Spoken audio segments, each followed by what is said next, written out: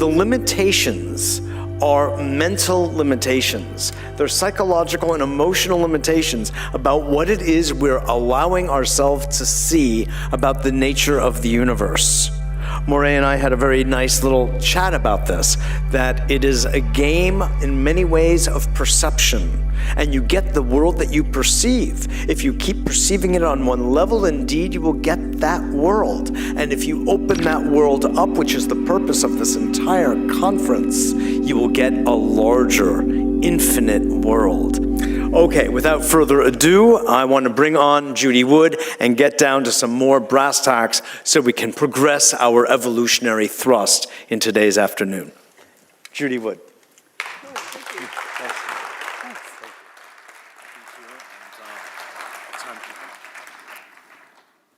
Hello.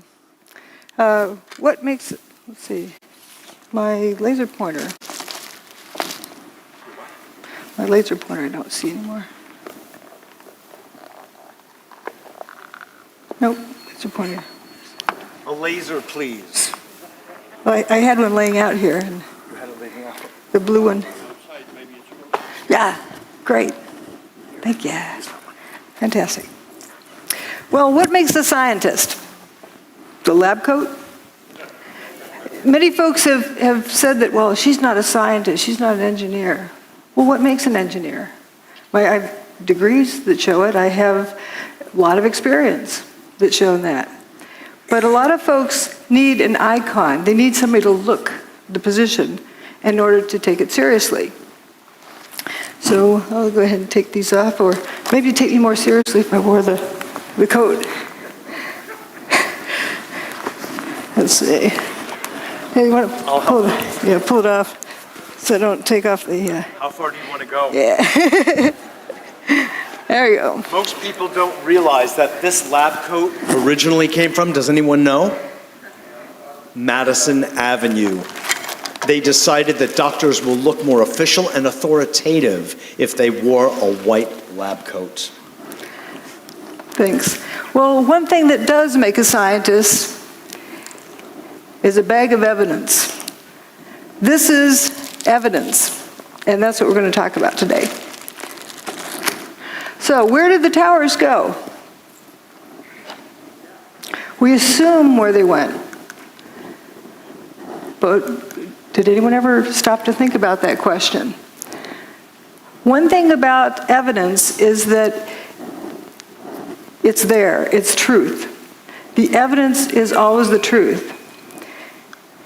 Assumptions are where you get off track.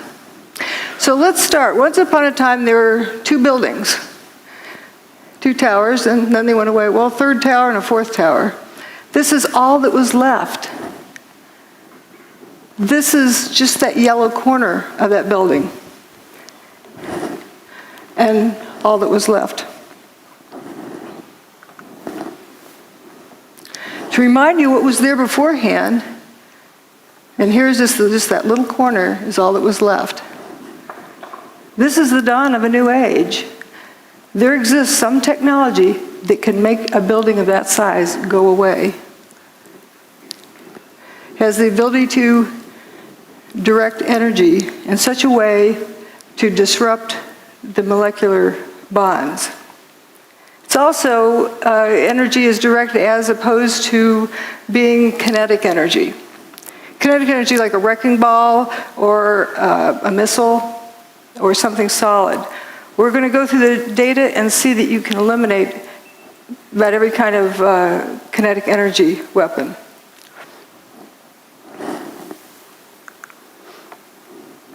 And we know this technology exists. The whole world saw it, even though they were told they saw something else. They saw what happened.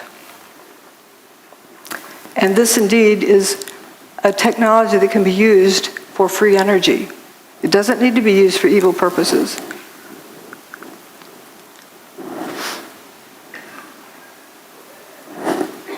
Oops. Again, that's all that was left, just a story or two of that. And would you believe it, that 14 people survived in there? So what we're going to learn is that the towers didn't burn up, nor did they slam to the ground, but turned into dust in midair. That's not a collapse, that's dust squirting up.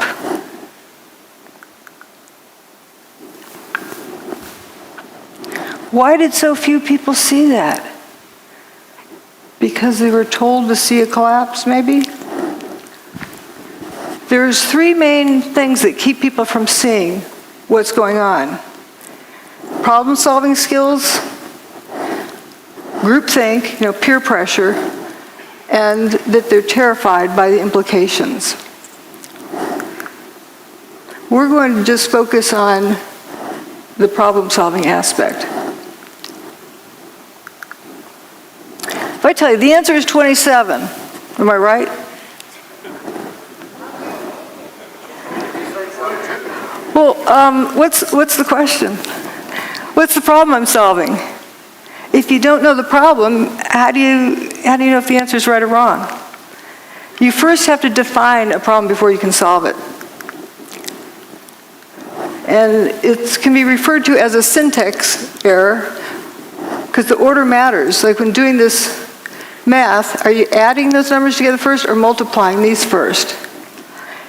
You'll end up with a different answer depending on how you group them. The same thing with crime solving or with problem solving. The order matters.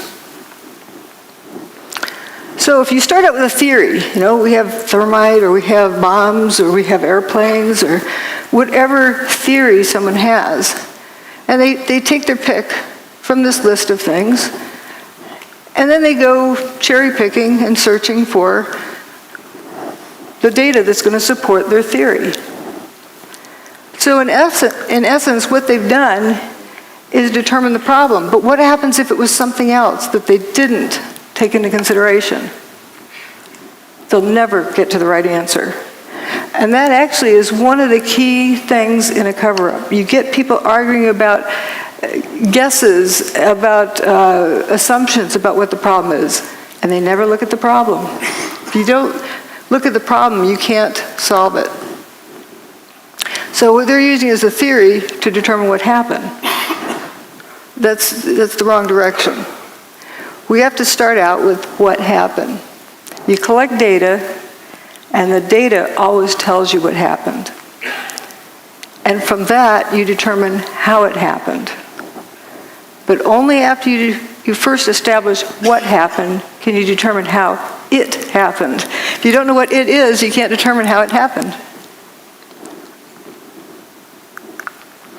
For example, look at these beams falling with dust trailing behind them, opaque dust.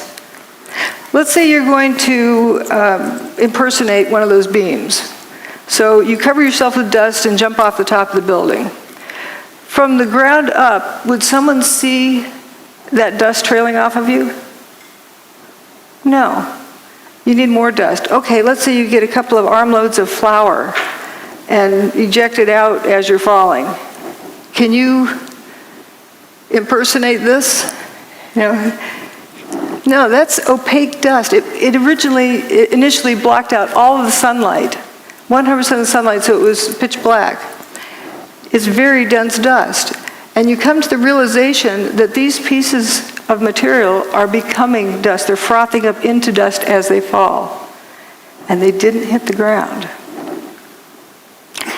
But if you didn't know that these turn to dust, and you start out with an assumption, you wouldn't get to the right answer because do you know of anything that could turn a building to dust in midair?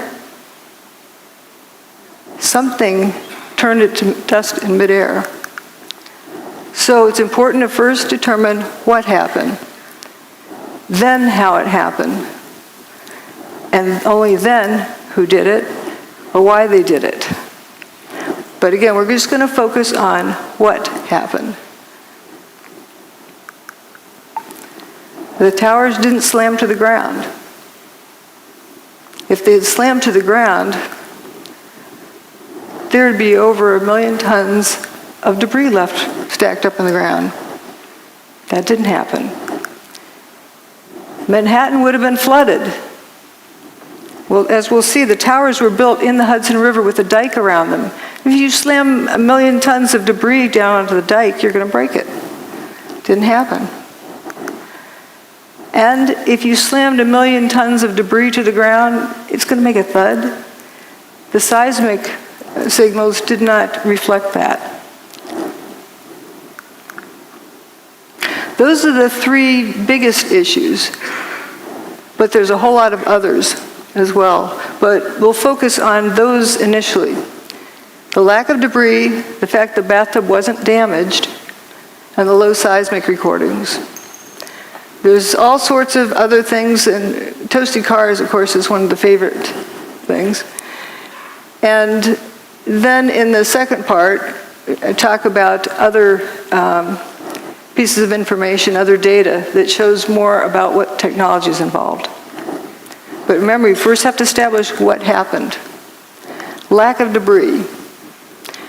Again, if over 1 million tons of debris slammed the ground, you'd see a pile of debris left over.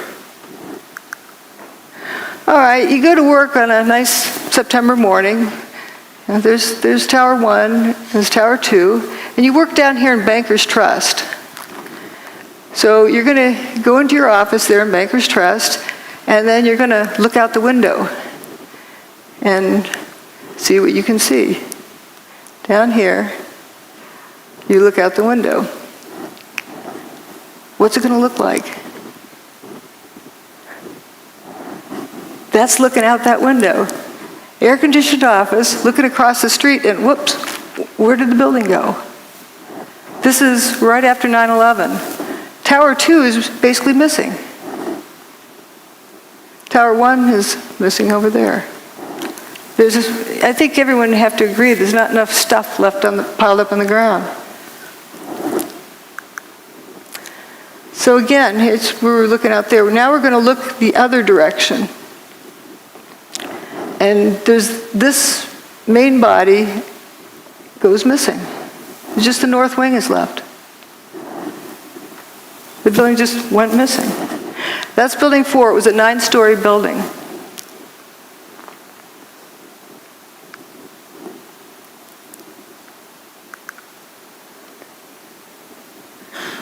So this is what was there beforehand, and it just basically all went away.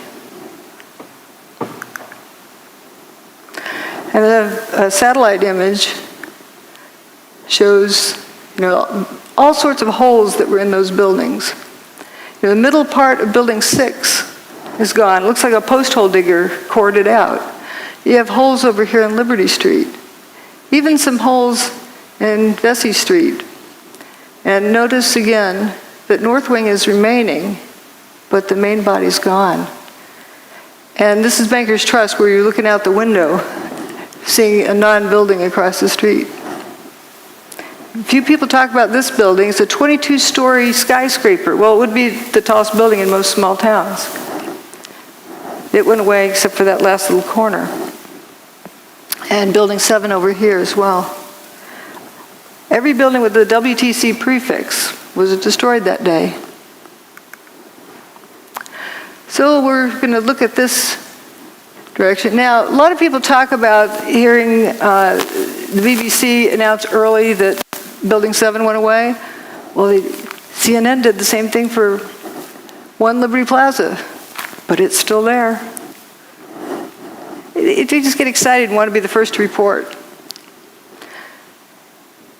And we're going to go down and look on the ground and see what it looks like down in here. Looking at the front door of Tower 1.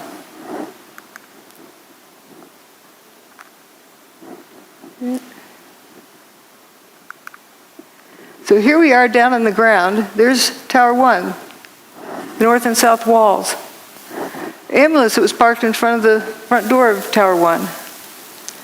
It doesn't look clobbered by anything. This picture, I believe, was taken on 9/11, later in the day. I don't see any big steel beams on the ground. There's aluminum cladding. The towers were built with steel columns on the outside that were covered with aluminum cladding. And you see the aluminum cladding. The ambulance looks pretty good. This was the day after 9/11. Peter Jennings in the studio. Do we have sound? Uh-oh. Well, what Peter Jennings is saying is, George, oh, you got it. And have you been able to Start again. This is Stephanopoulos is down in Lower Manhattan today. George, I don't know if you heard a little earlier me raise this question, which was actually raised by ABC's Jackie Judd as we look at these areas down below and the video of where the towers used to stand and where is all the rubble gone. And have you been able to, is there any way you can answer that question? I'm sorry, Peter, I didn't get the question. Okay, I apologize. Jackie Judd and several other people keep asking us, when you look at where the towers used to stand, there is surprisingly so little rubble. Where did all the rubble go? It's a very good question, Peter, and I have asked some people who've been doing some of the rescue and recovery work this morning. If you look behind me, you can see the very remains, the skeletal remains of the World Trade Center. And one volunteer, Robert Gerlinski, explained to me the reason there's so little rubble is that all of it simply fell down into the ground and was pulverized, evaporated. This is vital information. I really feel for George Stephanopoulos. He's got this job telling the world what's going on there, and that's the best he could do. And we humans tend to keep asking questions until we're given an answer. We don't stop to think if the answer makes sense. So what he is telling us is that it's obvious there's a big lack of material there.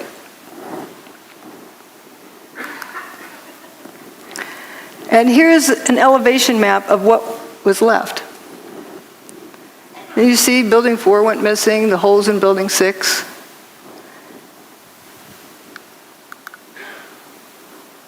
Here's a firefighter in stairwell B. I heard this very, very loud noise above me. It was just a tremendous roar. Right down here, while that picture was taken. It was above, and it sounded like it was coming towards you, and then the wind, a very, very fierce wind, and my head it started lifting me up off the ground, and so that's when I crouched down. The next thing I just crouched down.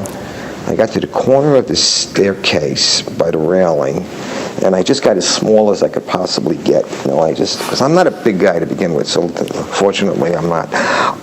So I got in and I literally, I guess the best way to describe it, I tried to crawl into my fire helmet. That's what I wanted to do, just to protect myself. And I wasn't sure what was going on. I thought the building might be coming down, and I figured, okay, this could be it, and I was a little angry. I was like, damn it, like, why me? Why, I'm beautiful. I'm going to die in the World Trade Center on a beautiful summer morning. It's like a little denial and disbelief sets in, and so then I started getting hit with stuff. It was just debris was hitting me, and it went dark, and then the next thing was just total silence, nothing, no wind. No noise, no light, nothing. And then I started hearing noises. I started hearing like moaning, and guys were starting to communicate, yell out. These were the guys I was trapped with. They're calling out, who's there? You guys all right? Blah, blah, blah, and this kind of thing. And I realized I was other people. I wasn't alone, Because when you're alone in a situation like that, it's like existential isolation. It's like, and then when you find out you're with other people, it makes you feel a lot better. Even though you're in a very bad situation, at least there's other people. But then the strangest thing happened. This beam of sunlight came right in on us, like about 8 inches long, but it was clearly sunlight. It was all dirty, full of debris, and it looked like pepper was floating around in it, sort of. But it was sunlight, and I'm like amazed now. It's a 110-story building above us, and I'm looking up at the sun. He was right at the base of this building. But when you came out, you had no idea where you were. There was no way to tell north, south, east, west. It was just the whole atmosphere was full of debris and papers and smoke, and there was no landmarks. There was no way to make a reference point. There was no, you couldn't see the sun anymore. The sun had gone away because the sunlight that had come in now was gone, and so there was no way to tell which way you were going. He was at the base of this building while this picture was being taken. And all 14 of them walked out on their own steam. Let's see. Here again is where they were. Jay Jonas was one of the ones with them and said, I looked and said, guys, there used to be 106 floors above us, and now I'm seeing sunshine. There's nothing above us. That big building doesn't exist. Then later said, these are the biggest buildings in the world, and I didn't see one desk, one chair, one phone, nothing. Another survivor described walking out onto an empty football field. This is from the base here. This is what was there that went away. And that's where another 14 folks survived, in that little stub at the end of that first building I showed. And they had that hole in Building 6 where 50% approximately of Building 6 was missing. And the main body of Building 4 went missing.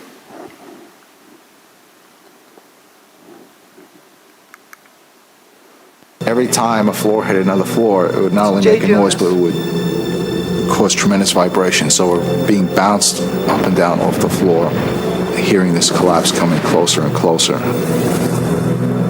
Mickey Cross was caught on the second floor. My helmet started flying off my head. I had forgotten to snap my helmet. So I grabbed my helmet. I guess instinctually I just pulled myself down the corner. The collapse of the North Tower created a massive rush of air. I was blown down 6 stories down to the first floor, and all I can remember while I was being blown down was, oh my God, oh my God, oh my God. There wasn't any time to think about anything. The 110-story tower disintegrated in just 10 seconds. It was that fast, yet for me it was kind of slow motion too at the same time. And I remember thinking to myself, I said, oh shit, this is it, we didn't make it.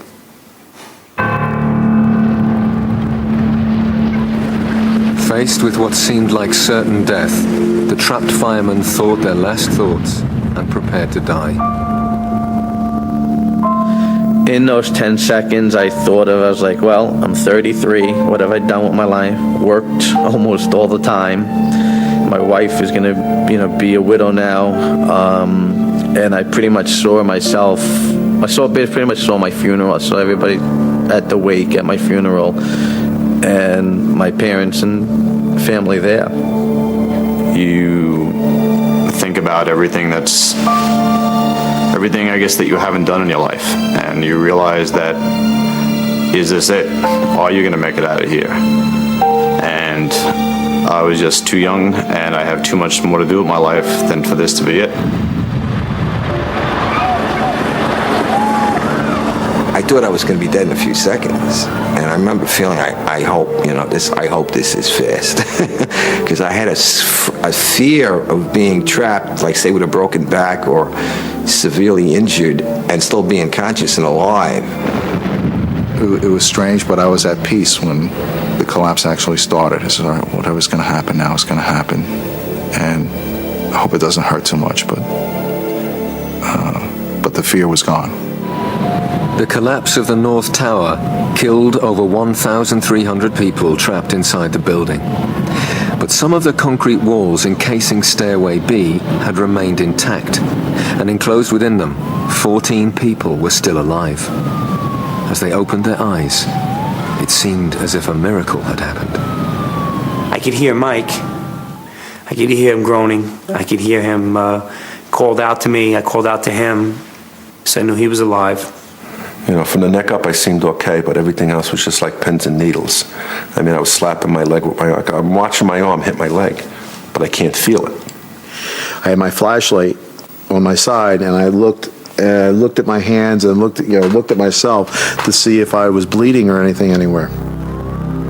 When he heard noises around him, Captain J. Jonas realized he too had somehow survived the disaster. I wanted to know who was still alive. And I started calling them out by name. All of the people in their group survived. That's a nice happy ending.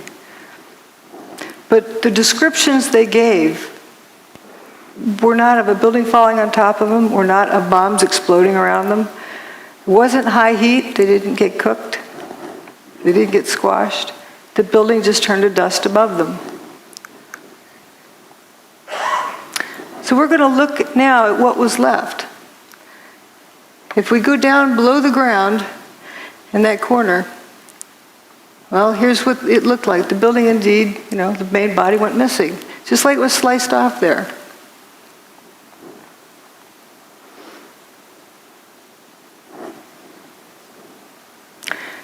So the mall is in the first story below ground. And there's some firefighters that were walking along there. We're going to go down one story and look at them. The perspective.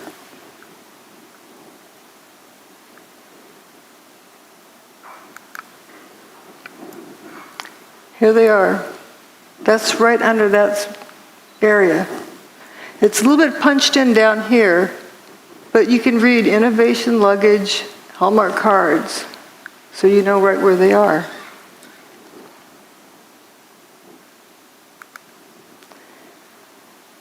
So now we're going to go a couple of stories below that to the loading docks. And it's right below there is where they're walking, but the loading docks look from up above. And it's painted purple under building 5, so you know where you are, and then green under building 4. So it's color-coded so the delivery trucks know where to unload. And we're going to look down that direction.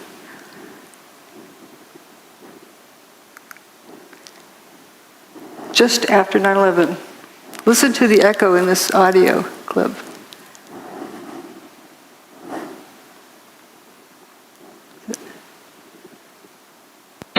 Going down to the parking garage. We're in quite deep.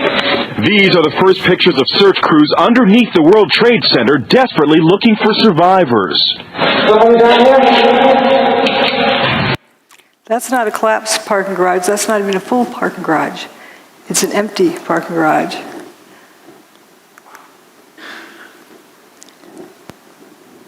And we had this left. You can see remains of Tower 1. Stairwell B where those guys survived, and it's all at ground level. There was a lot of dirt brought in. We were able to move 120 dump trucks out of the city last night, which will give you a sense of the work that was done overnight. So some of the debris has already been removed. More of it is being removed, and it'll be done by barge all throughout the day today. Did you think it was going to get cleaned up in one day? Again, here's the ambulance picture and all that was left. Where's the debris of 1 million tons of building? One of the other survivors said this. We kept telling him we're in third floor, fourth floor, stairwell B, North Tower. Where are you? North Tower, stairwell B. Where are you? Stairwell B, North. Don't you know where North Tower is? They didn't know where the North Tower was because there's nothing left.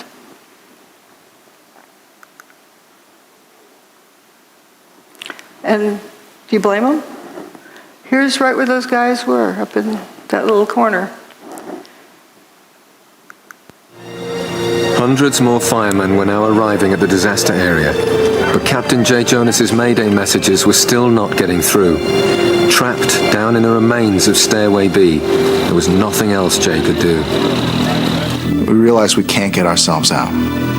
And that's a big mental leap for a fireman to take, because we're so used to being the people who are going in to rescue someone. Now, the roles are reversed, and you realize you're helpless yourself. But with the survivors buried alive beneath a debris field that extended over 16 acres, it seemed they would need another miracle to save them.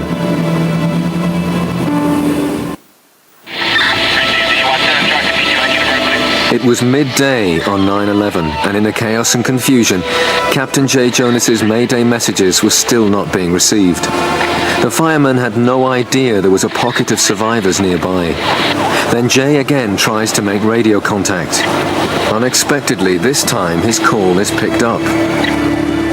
One of the officers coordinating rescue operations is Chief Nick Visconti. He responds to Jay Jonas's Mayday call. Operations to ladder 6. All units stand by. Operations to ladder 6. I got a radio transmission from Nick Visconti. I heard operations post to ladder 6. Operations post to ladder 6. This is Jay, where are you? Okay, 10-4. North Tower, stairwell B as in boy on the second floor. But the location Jay gave was unbelievable to them. The North Tower no longer existed. They asked for his location again. He asked me that a couple times, and one time he asked me that. Somebody else got on the radio and said, "Where's the North Tower?" I remember somebody saying it, "Where's the North Tower?" on the radio. And I said, "Oh shit." I says, it's not good.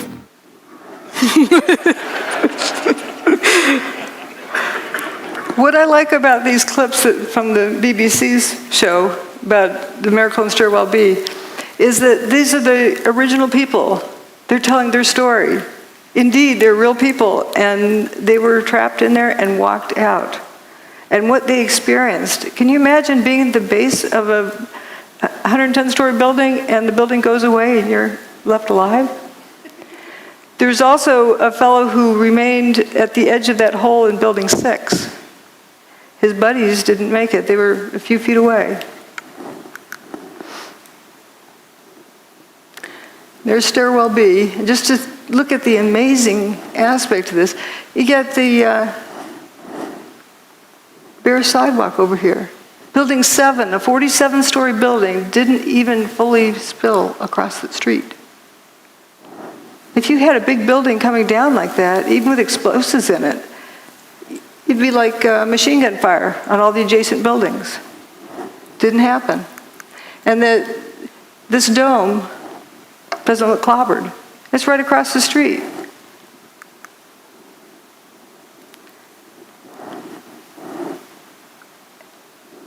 You don't see that debris piled up on the ground. This is right at ground level. So now we're going to talk about the bathtub. I don't know what the lighting is. If the building crashed to the ground, Manhattan would have been flooded because that dike around the bathtub would have been ruptured. And all of the PATH train tunnels and subway tunnels are all connected underground, and they would all have been flooded. That didn't happen. Here are the towers before they built across the street.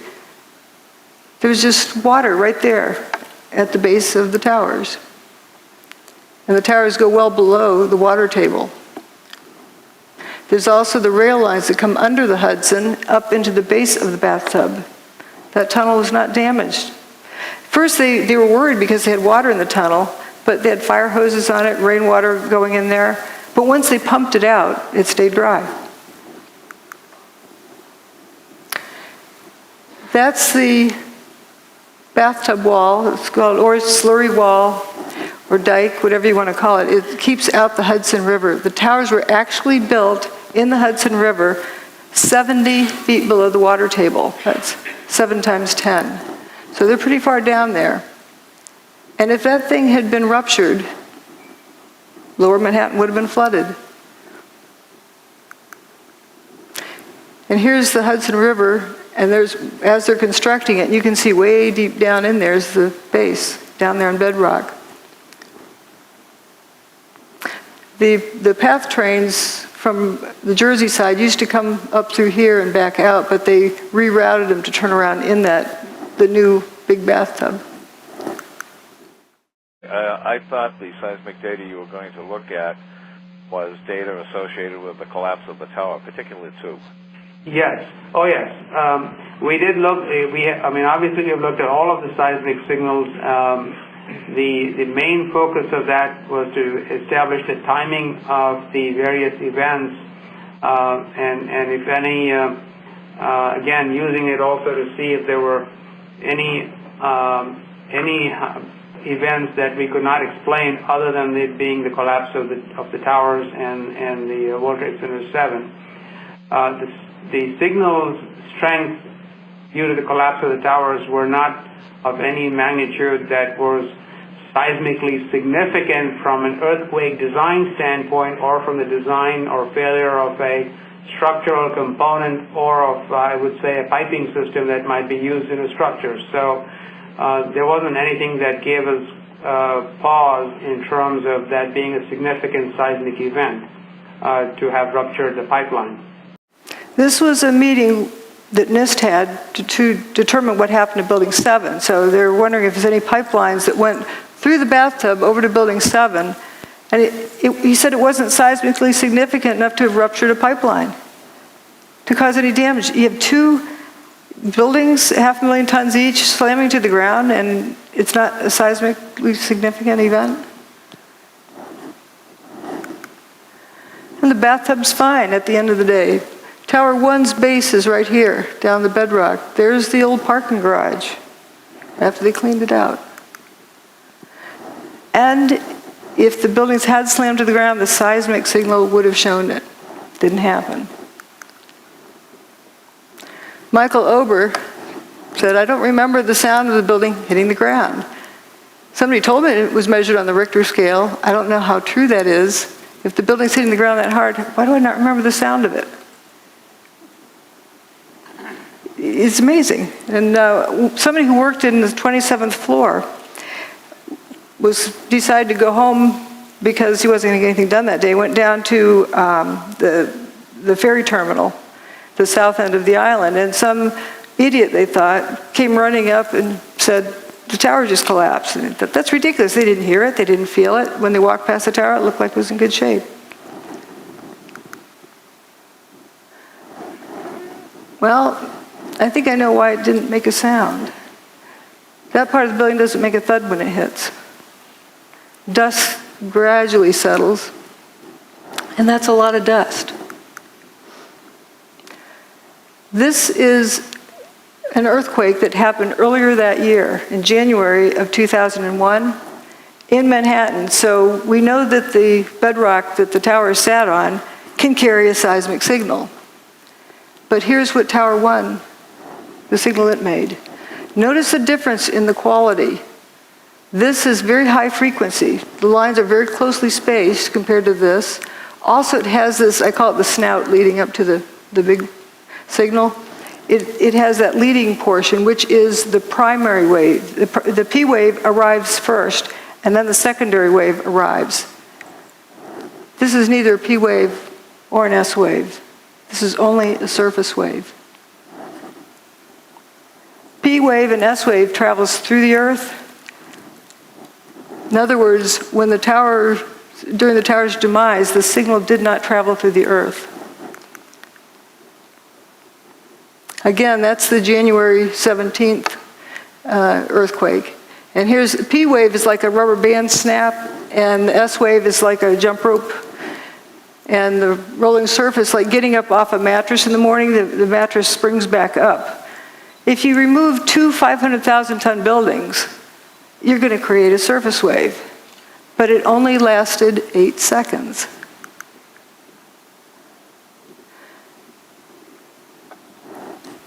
You know it takes 9.5 seconds to throw a bowling ball off the roof of the towers and have it hit the ground?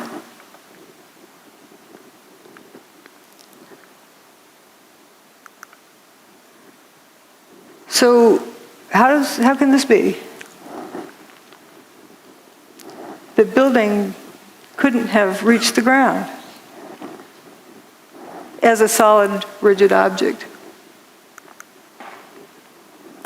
Here's where Tower 2 had already gone by the time this chart started. Tower 1's demise there. But here we're going to focus on Building 7, down here. There was an earthquake in the Fox Islands up by the Aleutian Islands, and that's what the mess is after that. But where this vertical red line is, there's no seismic event that shows up at this scale. Nothing that stands out from background noise. For a 47-story building's demise? This is the King Dome. So here's a controlled demolition, and it produces a P wave and an S wave. So what length of time does that take? It takes, for a free fall speed from the roof to the ground, is about 4 seconds. But the portion of time that the ground shook was more than twice that.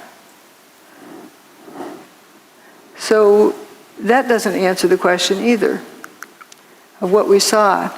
And with Building 7, what is very telling is that they calculated when the P wave and the S wave should have arrived because they could not pick it out from background noise. They couldn't even pick out where the surface wave arrived at one of these stations. So there's 5 different stations reporting, and they had to calculate when the S wave and P wave would have arrived, and it was not there. The signal did not travel through the earth. So if we have Seattle King Dome, we're going to look at things relative to that. That made a 2.3 on the Richter scale when it was blown up by controlled demolition. And we have these 2 towers. Let's say for the Tower 2 was the first to go. So if we turn it to dust, all but the bottom 16 stories, and then drop a 16-story building to the ground, we record approximately the same seismic signal as what was recorded on 9/11. Just pretend this rest doesn't exist. And for Tower 2, if you turn it into dust above the 20th story and just drop a 20-story building to the ground, you get the seismic signal that was recorded. And for Building 7, it's all but the bottom 2.5 stories. Where's the rest of the building? Makes it 0.6 on the Richter scale. That's like a jackhammer. It should have sounded like it was raining dump trucks. You know, big dump trucks go down the road, they wake you up at night because they vibrate the ground. So we've talked about these 3 things. Now we're going to talk about dustification and lather. You'll notice I use a unique language. If you don't know what the phenomenon is, and you use the name of a known phenomenon, that's wrong. You're misleading the direction the information is going in. You're calling something like fire when it's not fire. That's why I use the word fumes, because if you use smoke, you're assuming the cause to be fire. If you don't know what the phenomenon is, better not use a name of a known phenomenon. Well, what happened to these buildings? That's a phenomenon we've never seen before. It needs a new name. I call it dustification. The buildings turn to dust. It's not a difficult word to remember either. And often I use names of food, you know, like Cheetos or something like that. You're not going to confuse this with food. It's better than using characteristic 493-7A. You're not going to remember that. But we're going to talk about dustification. As we talked about before, this is turning to dust as it falls. People often see these squirts ahead of the collapse wave. But what was that? If it's bombs, you'd see a flash and you'd see a whole lot more of them. But if you have the whole building turning to dust as it comes apart, what about the water tanks that are distributed throughout the building? They're going to get weaker and weaker as they're dissolving until they suddenly give way. And I'm tempted to believe that might indeed be what that is. We don't know. But if you got that whole building down on the ground in like 8 seconds, well, let's say 9.5 seconds just to give it some extra, it would have to be squirting out here at the base at a minimum of Mach 1.5. The air from the middle to get to the outside is like Mach 2.5. For sure, all of the adjacent buildings should look like they were machine gun fired. That's a lot of stuff to squirt out of the way. And that's assuming the building took, 9.5 seconds to come to the ground. So you just have this couple little puffs. Something's not right there, too. Now, people who say, okay, they claim they heard explosions. And so therefore, it must be bombs in the building. They're starting with assuming what did it, and then going back to assuming what problem they're solving, instead of determining first what happened. Well, if you recall, blasting zone ahead, turn off cell phones and two-way radios just in case it triggers something. How are you going to get everyone to unknowingly turn off all their cell phones in southern Manhattan for weeks ahead while they prepare the site? But there were sounds of explosions. Bombs go boom, but not everything that goes boom is a bomb. Think of putting an egg in your microwave oven. Turns out there's a lot of folks who talked about these Scott packs exploding at ground level, sitting on the fire trucks. There's a lot of testimony here. We don't need to go over it, but there's various firefighters who talked about hearing these Scott tanks exploding.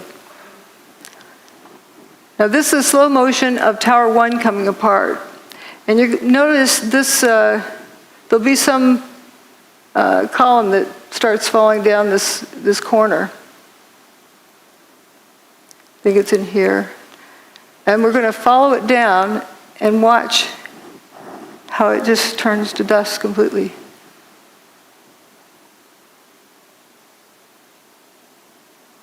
And as well as these other things. Here it is. Okay, it's got the dust trailing behind it. This is a solid piece. It's like ice cream melting. It's going away. And if you focus on various other parts, you'll see the same thing. There's no sound with this. This is a high-speed version of it. You can see that piece again. And these big chunks over here. So you see it's turning to dust as it comes down. And we're going to go look down on the ground right next to where this was coming down. This is the Verizon building here. Whoops, right here. And we're going to look at the corner right below there.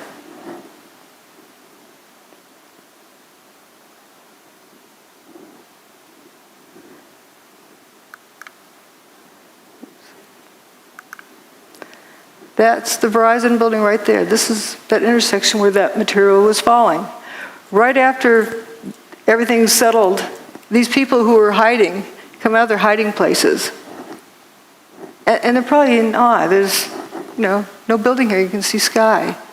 Looking at the body language, the guy with his hands on his hips, arms folded, arms at side, they're probably in total amazement and shock and just bewildered. I call this picture the Twilight Zone because they probably felt like they just walked into the Twilight Zone.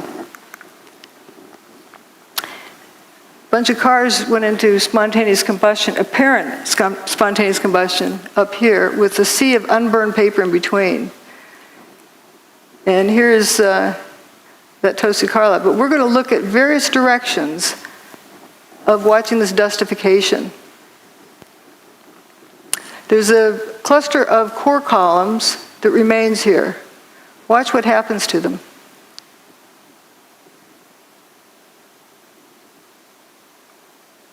They just faint.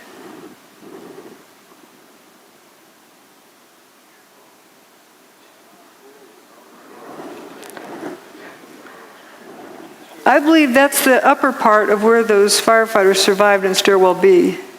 Those are core columns. This is another one. See how it peels away like a banana? And you see this clear air around it. Some folks like to say dust settled on it. Well, dust can't settle on something like that fast, without seeing it.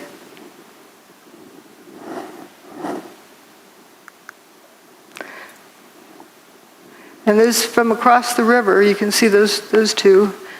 And then there's a sequence from the northern view. And my detractors like to say, oh, it fell over. And because the dust was so fine, it hung in the air. Well, if the dust is so fine it hung in the air, how could it be settled instantly? on these vertical columns. We saw how it was peeled away like a banana. But it comes a point where it's no longer a crisp boundary and just turns to dust. I call it dustification. I mean, where have we seen it before?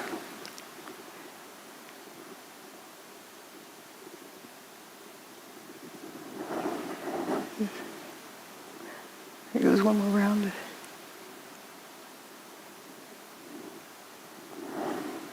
But you're told to see a collapse, so you tune that out. You can see all of this just frothing up into dust. That part.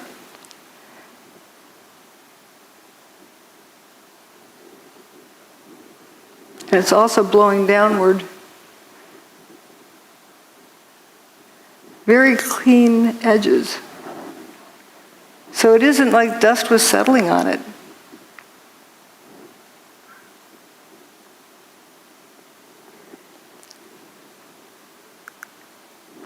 And another part of it, this is further up than this image, because this is coming down close to this building.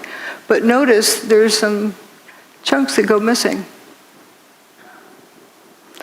And notice the dust kind of squirting out the ends of those pieces. You can see it trailing.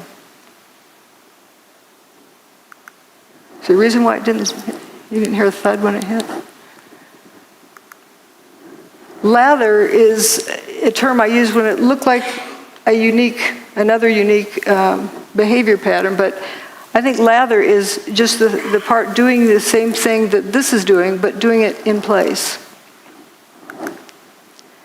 And this video is of Building 7, the north face, but notice it's one face and one face only that has this lather pouring out of it. No, go low to the corner.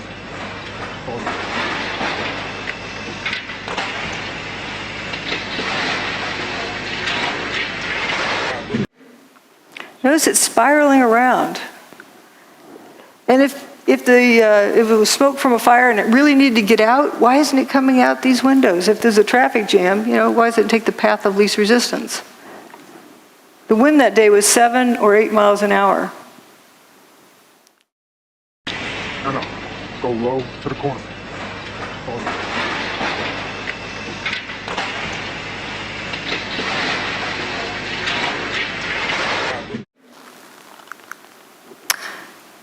Now we're going to look at dust rollout and fuzzballs.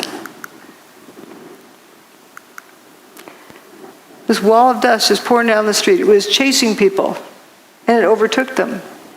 Didn't cook them. Just left them covered with dust. I like these abrupt lines. Like you can see where this other fellow's tie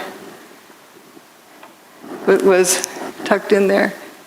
He was just covered. He didn't get cooked. The dust went a certain distance and then went up. Another bizarre thing. Again, it's important just to take in all of the data, and it starts telling you the story of what happened. Let the evidence tell you the story instead of forcing it to go a particular direction.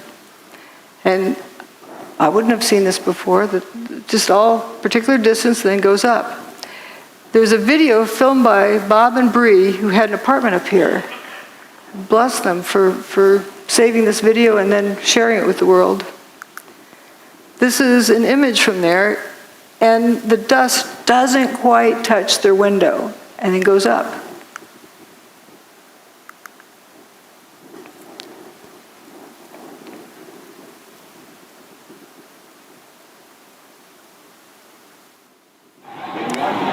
Oh my God! Oh my God! Oh my God! Oh my God! Oh my God! I told you! Oh my God! All these people! Oh my God! Oh my God! Oh my God! Oh, it's awful. Oh baby, how's your leg? Really?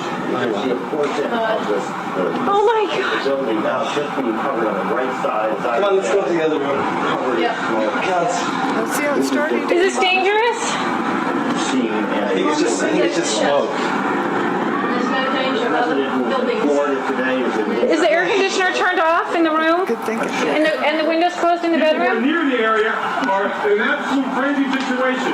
The entire top of the building just collapsed. The entire building just collapsed. Building just collapsed. We're going to leave because... See how it just starts shooting up? It doesn't touch the window. This is a devastating development in our district. It doesn't go past here. Is no more. We do not know at this point the extent of injuries or casualties, how many people were in these buildings trying to get out. We've seen some gut wrenching. Oh, people are running away. They're running away. Hanging out of windows. What are they going to do? Green You guys grass. gotta run away. You see the obvious. That grass stayed green the whole time. All right, let's go to ABC News right now. I think it's going to be blown away from us. No, it's the wind is being blown away. Horrific, incredible, not to be believed. It just came that particular distance, but it went up. Just a few minutes ago, within the last minute actually, the second Twin Tower collapsed. Just to recap, if you're just joining us, around 8:42 Eastern Time this morning here in New York City, a plane crashed into the right Twin Tower of the World Trade Center. About 2 Amazing, it goes up. Now, controlled demolition, the dust doesn't really go above the highest point of the building, the original building. But this went up and blocked out all the sunlight for a few minutes. And it went up and continued going up. And continued going up for months and years. Wet tire tracks, they wet it down, they're misting it from up here. But what's this? Wet dirt. All right, fuzzballs. Notice how clear the air is from here on up. But down at the bottom is a thick haze. And you'll notice from the time on the clock that it's only 15 minutes after the South Tower went away. And this is 15 minutes before the North Tower went away. How could that fine of dust have landed in that short of time? It's fallen out of the air because it's clear. And there's several other pictures that indicate this, that it was coarse dust that landed and then became fine dust and began rising up like it kept breaking down. Toasted cars, we got to get to the toasted cars. I say they're toast, they're history. I can't say they're burnt because I don't know that. But they're toast. I just decided to use that word to say something happened, messed them up. You can't fix it, you got to get a new one. It's history. This is a police car found on FDR Drive. I don't know how it got to, I don't know where it was toasted.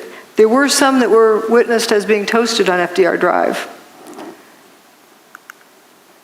But this one is quite interesting in that it has an abrupt, toasted, not toasted. Like it's like it's on the showroom floor. It just had a new wax job back there. What abruptly stops a real fire, a regular fire, doesn't do that. It would be lapping around the corner. Also, why aren't the lights melted? And you have the circular spot on the other side. Gas tank is still, fine. This is where all the toasted cars we're seeing that I'm aware of, as well as the toasted car lot. And the ones we were looking at were down here.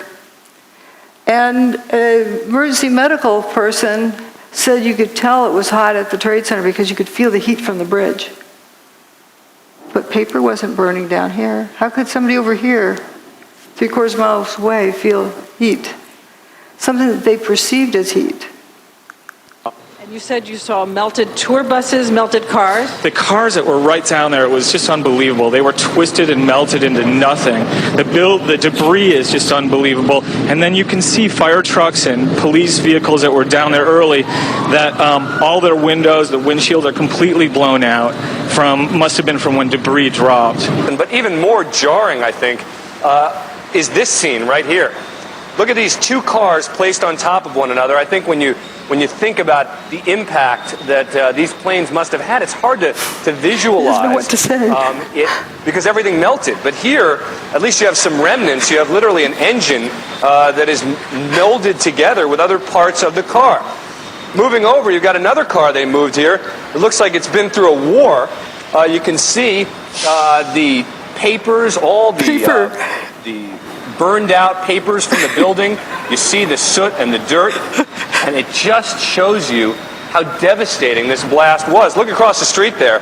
You've got a Con Ed truck that, you know, some of the Con Ed people now looking at, examining, trying to figure out which truck that actually was. But that truck, too, in terrible shape. So while many of the items, the steel, was literally melted. People who have been right down next to the base of what was the trade towers say there's virtually nothing.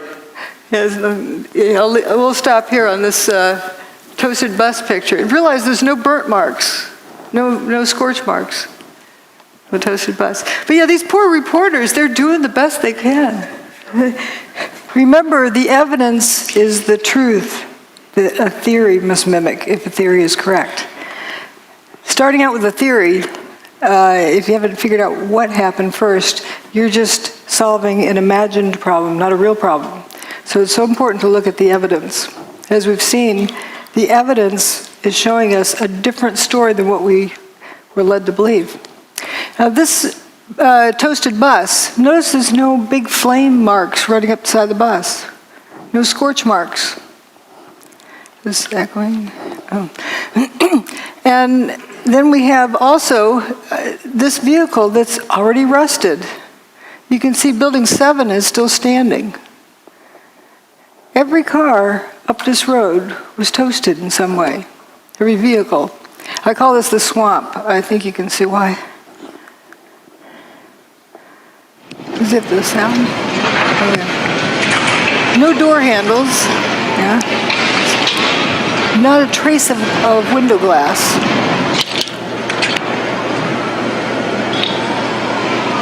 Just gone. Go, let's go. 3, 2. Oh, man. More debris falling from a nearby building, the World Trade Center. We're at West Broadway and Barclay. Very difficult to breathe here, but look around. This must have been ground zero where this thing blew up.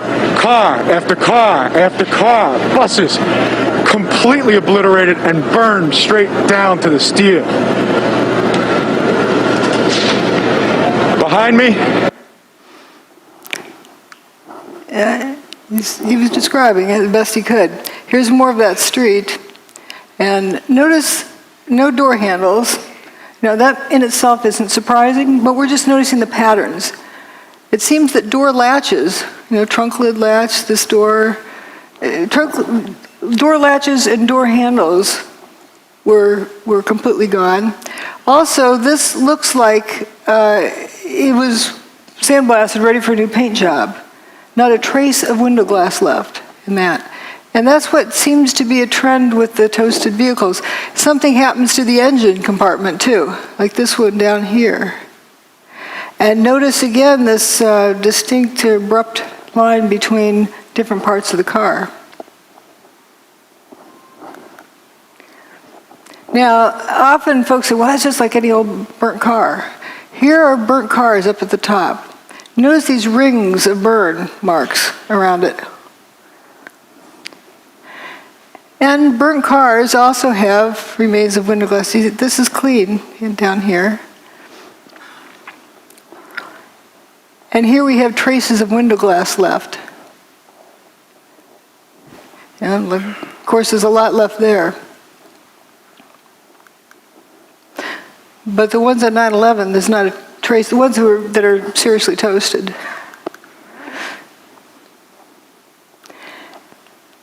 Doesn't look at all. These are uniform colors, like they've been sandblasted, ready for a new paint job. And the insides are completely toasted. I think they threw this stuff in afterwards. But the stuffing is still partly here in the burnout car.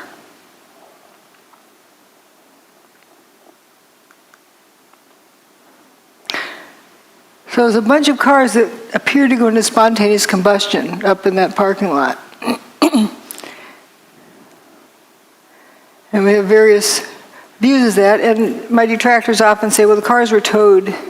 They were burned elsewhere and were just towed through junkers. But we have photos of them before, during, and after.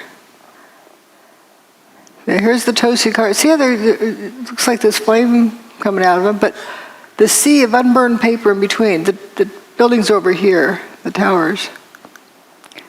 And here again is tower still standing. And there's the untoasted cars. They're not even been toasted yet.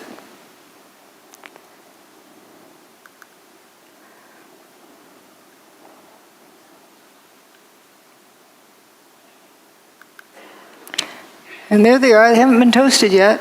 They're still in good shape. I actually thought this car was white, but I was surprised to find it was black. And here, it's still in good shape. People are evacuating. Here it is after it's been toasted. You can't tell it was a black car. Just all in a line, they just went poof. Weird fires. I can't call them a fire because there's weird things with them, like paper not burning. This is where I call the swamp. Toasted cars all along through there.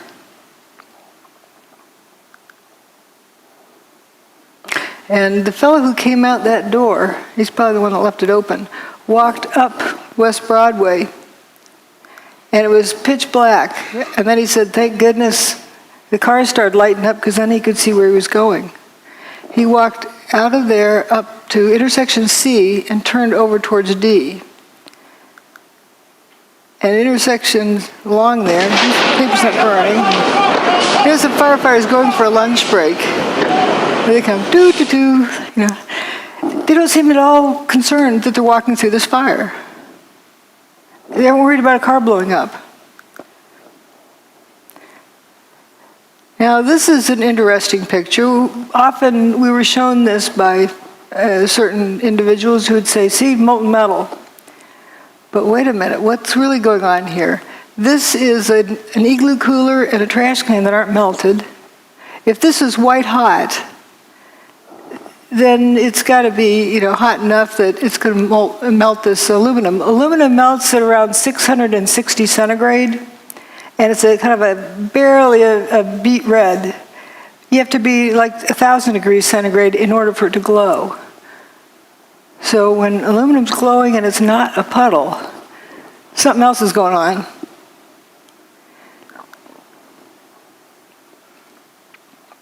So we're told about pools of molten metal. Well, that's paper, not burned.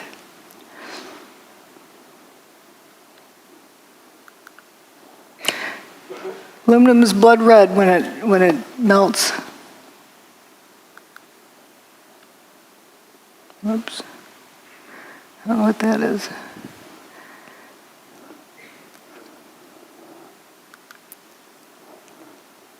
Again, remember this temperature, and up here is where you need it to be well above where aluminum melts. But you see, this aluminum cladding appears to be glowing on the end. This corner up here. And you get these, I call them Cheetos. And in case people don't know what Cheetos are, the orange thing on the ground, and you're not going to confuse that with a piece of steel, but there's these little things that look like Cheetos that are glowing.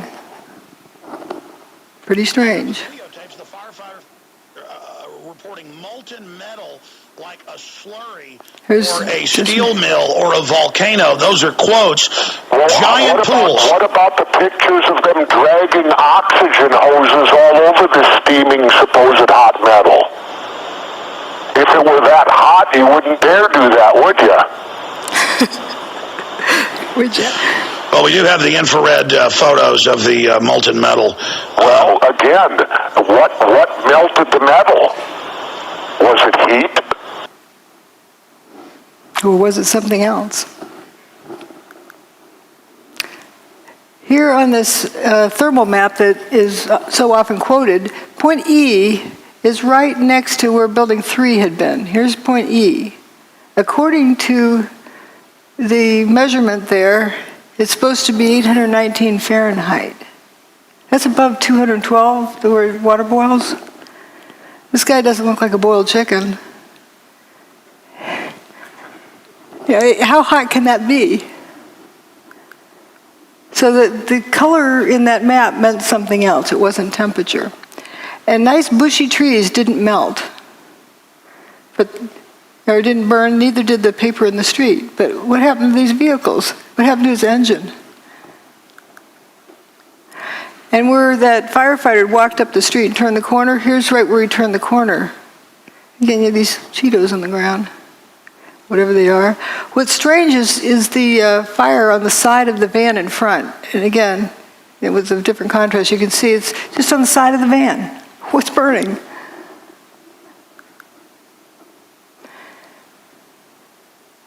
This shows the apparent spontaneous combustion. This is during the cleanup. You see that thing that flashed over there?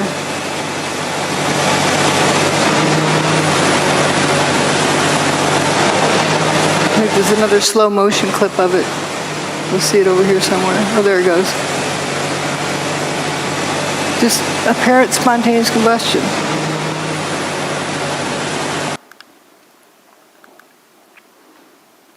This is a clip where they talk about hot steel-toed boots. Up to 10 times a night, often until 2 in the morning, delivering whatever it is rescue workers need to do their jobs, like the ones working in the hotspots. Steel-toed boots is one of the biggest things. Steel-toed boots? Steel-toed boots. Out still on the rubble, it's still, I believe, 1,100 degrees. The guy's boots just melt within a few hours, and they're burning their feet. That story was repeated again and again and again. People assumed it was proof that it was hot. When my steel oven melts, the turkey inside is more than well done. So how can you have steel-toed boots melting and there's no reports of burned feet? How I hear that is the boots were coming apart. They're disintegrating. Someone suggested it was because of heat. And people just ran with that story. It was the best, the only answer they got to the question, so they ran with it. But something was likely happening to those boots, coming apart. But you can't walk around on a barbecue grill without burning, if it's that temperature. Mayor Giuliani. There were fires of 2,000 degrees Fahrenheit below the ground. I could be standing here and you could be standing there. And I could be describing to you, Governor, the site. And then a fire would break out in between us. And it was just by luck or the design of God that we weren't killed. He was standing on 2,000 degree temperature pile. He doesn't mean to be sounding like an idiot. He was describing something that he experienced, and that was the best explanation he could give. Weird apparent spontaneous combustion. So here we are, down to the rolled up carpets. You'll see why I call it that. At the end of the day, you have these straight soldiers here. If you have buckling from overload, doesn't it bend over? Doesn't it bend around the horizontal axis? Why is everything straight? If you overload these outer columns, they're going to bend. If you mash something down real hard, it's going to bow out. Yet what we have, instead of having it bend over, is curling around the vertical axis. Here's a cluster of 3 columns.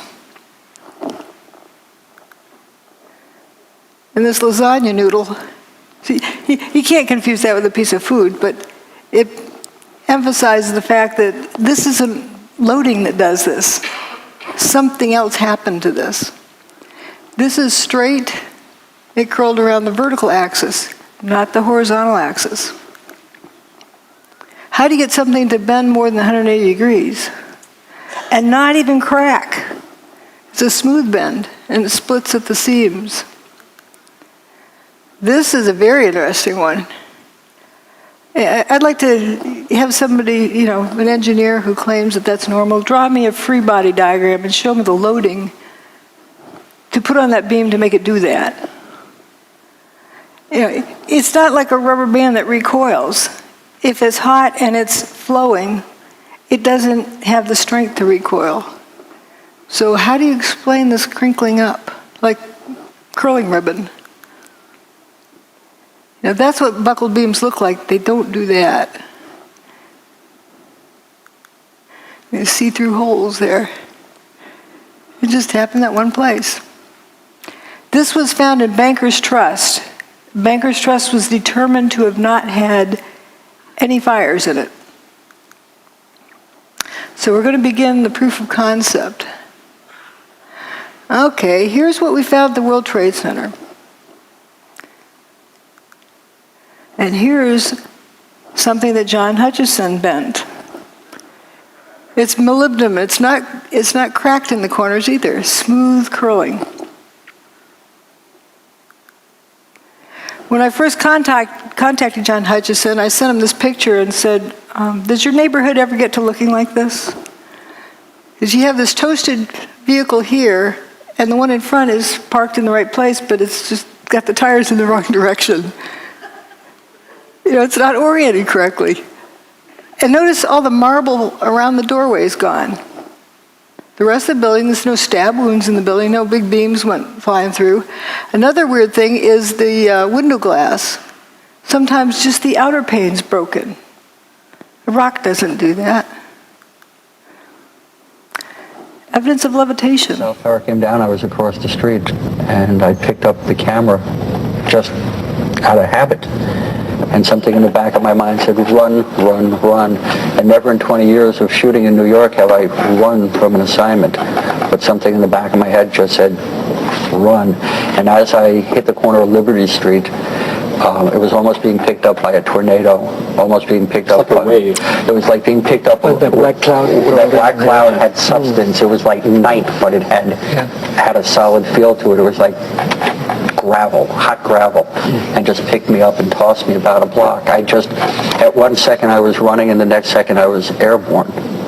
And I lost my glasses, I lost my cell phone, I lost my pager, but managed to hold on to both cameras. But it threw you for a block? I was back down at Ground Zero last week and walked the area where I have a pretty good recollection of where I was and where I wound up, and it was just under a city block.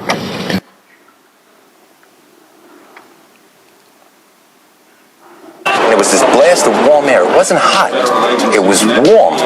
And it picked me up and threw me up against the wall of the building that was... You were picked up off the ground? Physically picked up off the ground. I remember an explosion. At that point, I got knocked out. I don't remember anything. Then I got up, and I looked out the window because the windows exploded, and the street below caved in.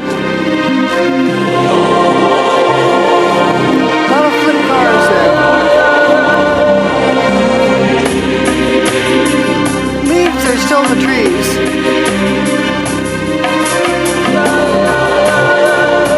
This is in good shape, but upside down.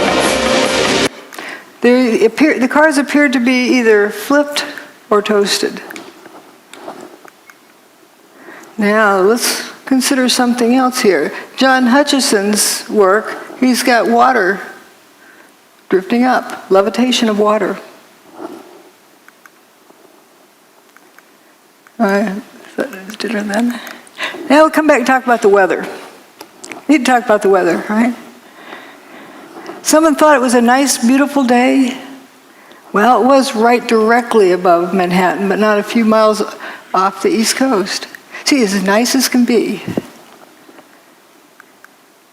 Here's Here's Geraldo Rivera, who's chased out people ask me hurricanes for why 40 I years. have been so attracted over the years to hurricane coverage, but there's risk involved. There is, the peril of not knowing what's going to happen, that adventure, and it's pitting yourself against an enemy. It's like war, only no one is shooting at you specifically.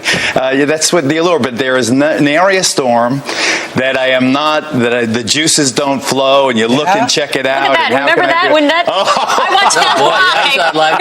And maybe a star on YouTube. You got to get up close and personal. And This was Hurricane Ike, I think. That was recent. That was wasn't this Rita? You would know. You know what I think it was, Rita? Rita in Galveston, Texas. Yeah, Galveston. And obviously Katrina before that changed so many of our histories. It was so traumatic.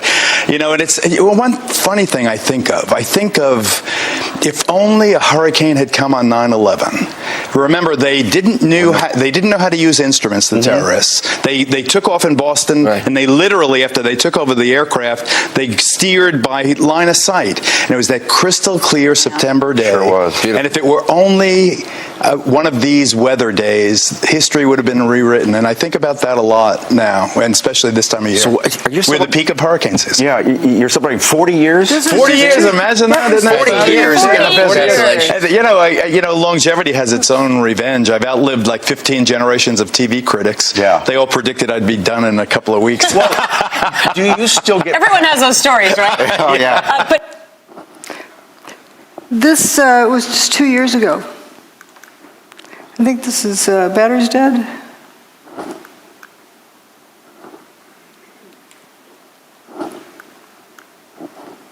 No, doesn't seem to advance. I'm going to click advance.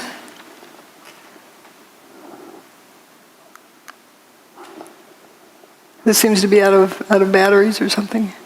Well, I don't know about that. Here again, you're asking us to deal with a fact I'm not aware of. I never heard about flames or fumes. Fumes coming out of a building. I'll tell you what, first of all, let me go to Steve in Florida. Steve in Florida, you're on the air. Go ahead, please, with Dr. Judy Wood. Hi, Joy. Thank you for taking my call. Am I loud and clear? Yeah, you are. Go ahead. Judy, you have misrepresented the facts concerning Hurricane Aaron. I live here in hurricane country, Florida. I track all the hurricanes. Aaron hit Corpus Christi, Texas, 15 August 2007. Your opinion concerning 911 are not consistent with the facts provided on 911 ripple effect, last man out, Richard Gage's blueprint for truth, loose change final cut, Zero, an investigation into 911, and many other video documentaries. I don't know what planet you've come from. Okay. I guess he's gone. I don't know what happened to Steve. As for Hurricane Aaron, they did not retire that name. It has been used several times. It was the first hurricane, I believe, of the 2001 hurricane season. All right. Let me go back to George. George. One funny thing I think of if only a hurricane had come on 9/11. And it was that crystal clear September day. Sure was. Beautiful. And if it were only one of these weather days, history would have been rewritten. And I think about that a lot. This is what was shown on television that morning of 9/11. This is where the hurricane was at that moment. See anything missing? This is where the hurricane was, here. The satellite, the National Hurricane Center satellite images.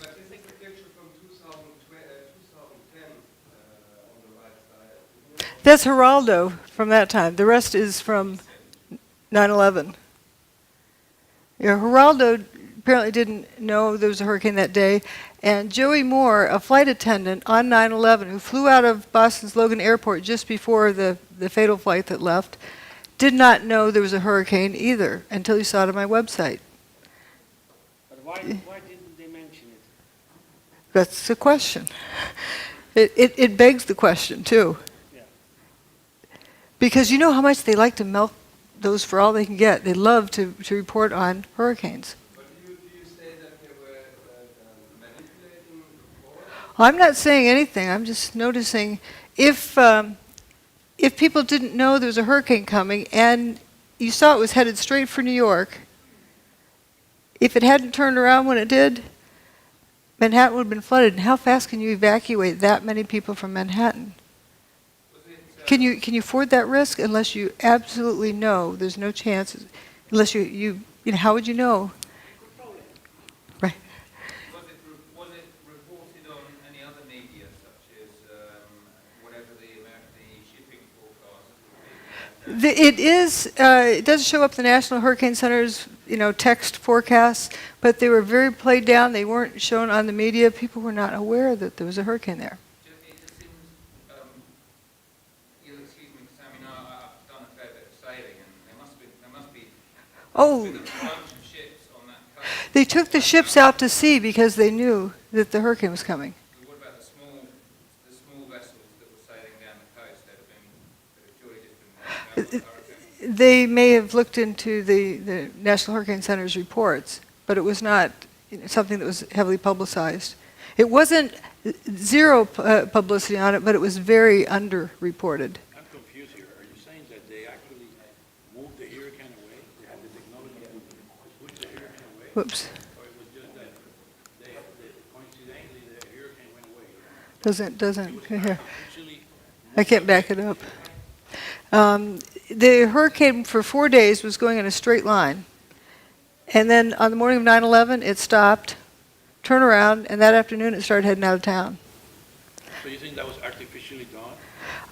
I'm just reporting what the evidence is. I don't want to guess, but I can say that if they didn't know it for 100% sure that it was going to turn around, if there's any question, why weren't people told to evacuate? Just in case. Oh, because the people at the tower were told to evacuate because of the hurricane? No. Nobody was told to evacuate because of the hurricane. That's the puzzle, that nobody was really told about the hurricane being there. It just happened to be there and then turned around and left quietly. We were told this is nice, wonderful September day. But it could have been used. Let's see, this isn't doing so well here. Judy, as a suggestion, might I suggest that it would help audiences such as like me, for myself, this is completely surprising information, astonishing information, to have a kind of secondary source of confirmation. National Hurricane Center. All that report, that one-line text or whatever it was. I've got all of the references in my book. And this is that satellite image of the hurricane is from the National Hurricane Center. You can download it yourself. I'm just saying that I think it would help your presentation. Excuse me, drjudywood.com/articles/Erin. You'll find 5 pages of multiply referenced data from the UK Meteorological Office, from the Canadian Hurricane Data Centre, from the US Hurricane Data Centre, and other sources. And I've got more if you want to write to me, I'll send you other stuff. Let you get through your... The clicker doesn't work. Ladies and gentlemen, let's let Dr. Judy Wood get through her presentation, and we've got plenty of time for questions afterwards. Thank you so much. So let's also look at some other information. Now, the hurricane was going to turn around at some point. They thought on day one it was going to turn around because it was a high-pressure system moving across the U.S., but then didn't. Well, maybe on day 2 it didn't. Maybe on day 3 it didn't. Maybe on day 4. Thank goodness it did. They had predicted it was going to turn around all this time, but did they really know when? If they didn't know, they ran out of room. So here we have the high-pressure system moving in from the Midwest, and it's increasing, while the hurricane, which is a low-pressure system, is moving in from the Atlantic. And guess where they met and when? 10 a.m. on the morning of 9/11. They were superimposed at that area, so you have 2 counter-rotating systems, curiously. And interesting drop with the humidity. But let's look at this magnetometer information. This is the Earth's magnetic field from the ground, not from satellite, but from the ground in Alaska. There's 6 different measurements. Each of the events on 9/11 are with a vertical bar. The first one is WTC1 getting an airplane-shaped hole, then WTC2, then WTC2 goes poof, WTC1 goes poof, and then later building 7 goes poof. I say goes poof, they didn't collapse. They turned to dust. So it's interesting, it's pretty much a steady state and something different happens here. There was a solar storm approaching, but it didn't get to that point until a day later. So there's something else going on here. A closer look, about 20 minutes before WTC1 got its hole, that's the North Tower, they started wandering off of their average value. And as soon as WTC1 got its hole, it reverses direction. As soon as WTC2 gets its hole, it goes horizontally. It's like one reversed the other one. Maybe coincidence? And then when WTC2 goes poof, they start going downhill, but when WTC1 goes away, it really drops off the cliff, and then things are all haywire all afternoon until WTC7 meets its demise. The Earth's magnetic field, as recorded at 6 different stations. Again, here's where they start wandering down. There's actually 3 different measurements for when the North Tower got its hole. The 9/11 Commission report, the Palisades seismographic station, and the NIST report. I can tell you which one's right, based on where the turnaround happens. And see how these go horizontally after building 2 gets its hole. These are the 6 different recording stations. It's just, a curious set of data. Now we're going to get into the proof of concept. I can't say for sure what technology was used, but I can show you something that reproduces all of the same phenomena. Seen this guy, Nikola Tesla. He can generate all of these various pieces of evidence, all these different phenomena. So can John Hutchison. When he tried to replicate the work of Nikola Tesla, he discovered all of these characteristics. And all of those characteristics were found at the World Trade Center site. Let's notice this metal luminescence without heat.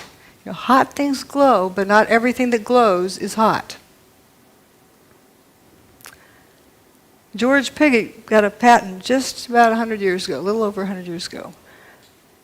Levitation. He's got a static field, and he's doing some other things with putting in some kind of energy, and he's got these static balls, these steel balls levitating. I think they're actually silver. And Thomas Townsend Brown also looked into the same area about using electricity.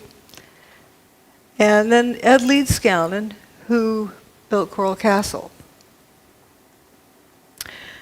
Here's John Hutchison standing in front of the Great Pyramid. There's a person down here in the background. You can see they're almost 2 blocks tall. Well, that's about the same height as this doorway of Coral Castle. So they're about the same size blocks. They're 15 tons each. So this guy built his castle by himself. We don't know how this one was built. We can only guess.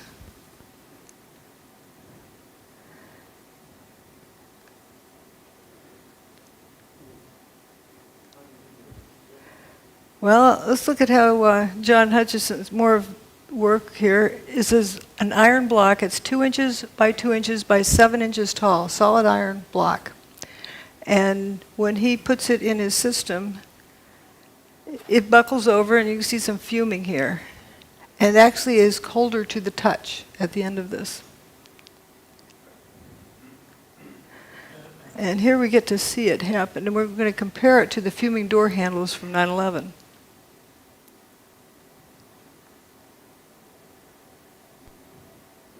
Here's the door handle.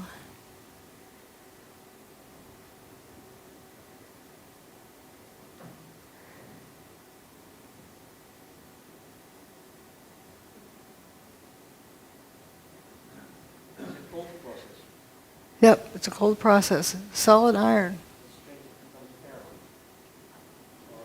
And this fuming, which is interesting.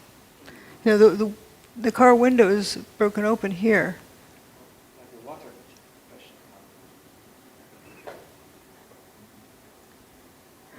We're going to look at some other things about the weird fires. I can't call them regular fire because I don't know that. The weird fire, just to note that it's not something that you know for sure what it is. It's glowing, but the paper doesn't seem to burn. If this was glowing because it's hot, it'd have to be at least, 1,200 degrees centigrade. Aluminum melts at a little over 600 degrees centigrade. It's not a puddle. This aluminum is not a puddle, so how hot can it be? And this igloo cooler and the plastic trash can are not melted. The paper is not burned either on the ground. So what is that color? And another weird thing about this, right across the street over here is the Burger King. And inside they're flipping burgers, cooking burgers for the firefighters. Not serving to the customers, and then the building across the street was missing. It's just a weird sight. Now this van is also interesting that, you get all this something looks like it's on fire, weird fires there. This van down here has a fire on the side of it. What's burning? And if you say falling debris that was on fire hit these vehicles, why didn't it hit anything else? And how's it, under the vehicle? It's just very strange. This Park Place is several blocks north. Now here's John's boat experiment.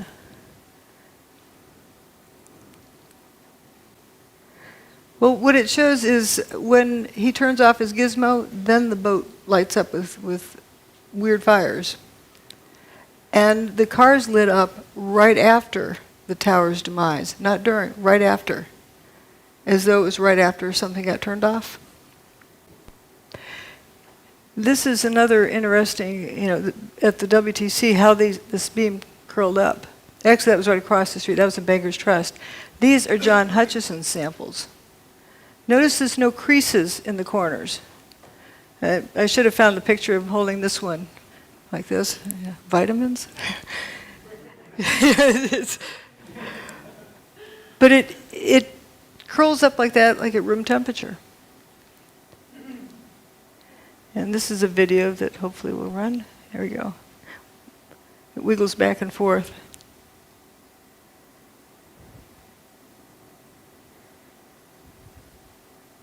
Now watch this thing. It's going to come apart in here. It's starting to come apart.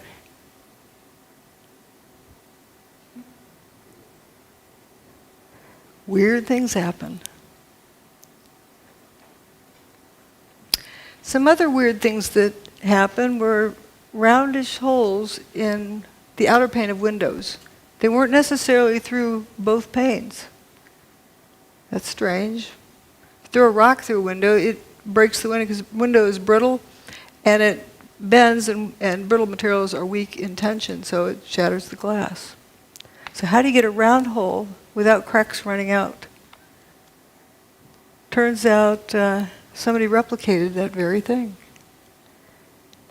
This is my analogy saying, okay, if you drop a rock in a pond, it ripples outwards. Maybe something like that is what ripples outwards with longitudinal waves that causes the glass to break in a rounded pattern. Now let's think about hurricanes. What do? Well, Hurricane Andrew drove this 2x4 through a tree. Piece of plywood. And with tornadoes, I'm sure you've all heard about straw through trees. It's not because they're flying fast. Something weird is going on. There's John Hutchison's sample with a butter knife in a piece of aluminum. He also has one with wood in the aluminum. If the aluminum's hot enough to melt, the wood would have burned up. So it's strange. Now, when I found these, you can see the blow-ups. I wondered, why on earth would the car door be peeling split thickness? It's not a laminated structure.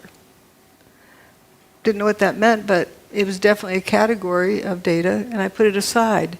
Later, when I found John Hutchison's work, wow, he can peel open extruded aluminum. That's not laminated, it's extruded. And we have these coins from the World Trade Center. People like to say they're melted together. I point out that zinc melts before copper does. It also boils before copper melts.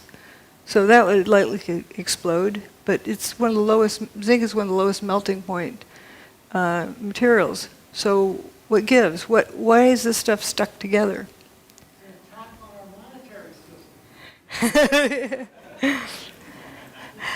And this is the only surviving file cabinet from Ben & Jerry's ice cream store.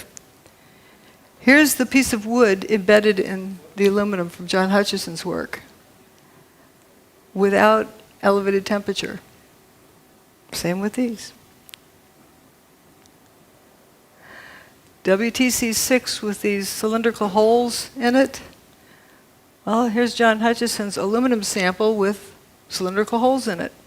It's as though there's a pencil line in space around which material at the same radius is dustified. And if you had a lot of those vertically here, you would end up with dustified cylindrical columns. But there's no way you could get a drill in there and turn it sideways. It's parallel to the surface, and it just starts right here. The end of this bar is solid. Let's look at some other similarities with hurricanes. Kind of like a big Tesla coil.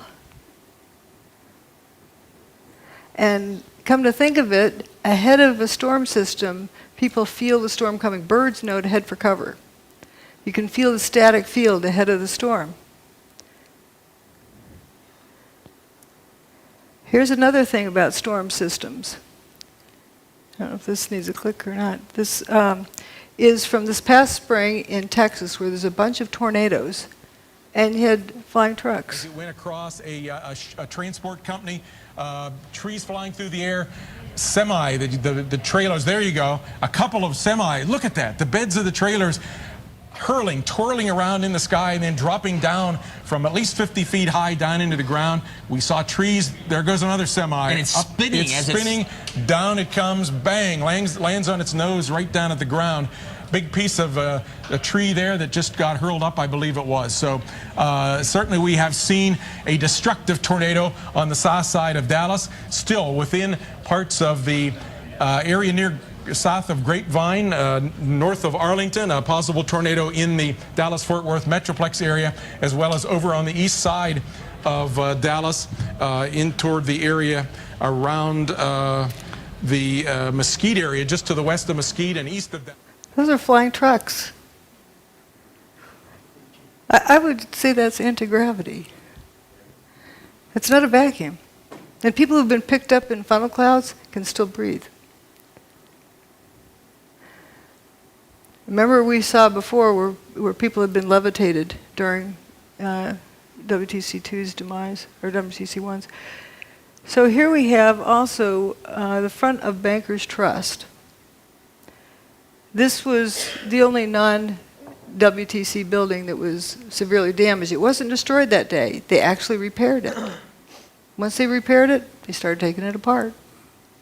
Huh? They got it down to this level where they had repaired it in deconstruction there. When they got it down to that level, that's the area that had been repaired. It looks like it's been at the bottom of the ocean for 100 years. Extreme degradation, and it makes one wonder, was the building continuing to disintegrate, and that's why they had to take it down after they repaired it. And it took them 10 years to take it apart. Now we're going to look at tritium. Kind of interesting. It's usually something that comes from nuclear reactions, but here we don't find any of the ionizing radiation that you get with nuclear reactions. Some aluminum with holes in it. Material is changing. This was a sample of dust from the Bankers Trust, that one they decided to take down. Look at all this zinc. the before and after. Like 3,500 times as much zinc from the control sample. Now we're going to look at John Hutchison's sample. He's got, just look at the relative amounts. You have a lot of copper and much less zinc. This is for brass. In the affected region, you have about equal amounts of zinc and copper. Whoops, didn't mean to. Equal amounts of zinc and copper there. So, okay, if it's heat, with zinc having a much lower, it boils, it melts at 419 or 420, where copper melts at a much higher temperature. Zinc boils before copper even melts. So we don't have less copper because of heat, because the zinc would be the first to go. What's going on here? At Texas A&M, a group led by Professor John Bockris, who is widely regarded as one of the world's greatest electrochemists, reported finding the hydrogen isotope tritium, a key signature that some unusual nuclear reaction was going on. The first thing was this thing called tritium, which was a sub-form of hydrogen which should not exist except in extremely tiny quantities. We found that by working these cells of Fleischmann and Pons containing lithium hydroxide and deuterium oxide, that we could produce this tritium in great abundance. Let's say at 10,000 times more than it ought to be there, as it were. And let me stress that we couldn't do it every time, but about one result in 5 or one result in 4, and eventually we worked up to 2 results out of 3. We could produce tritium. That was the first thing, and in a way it was the first clear proof of the phenomenon.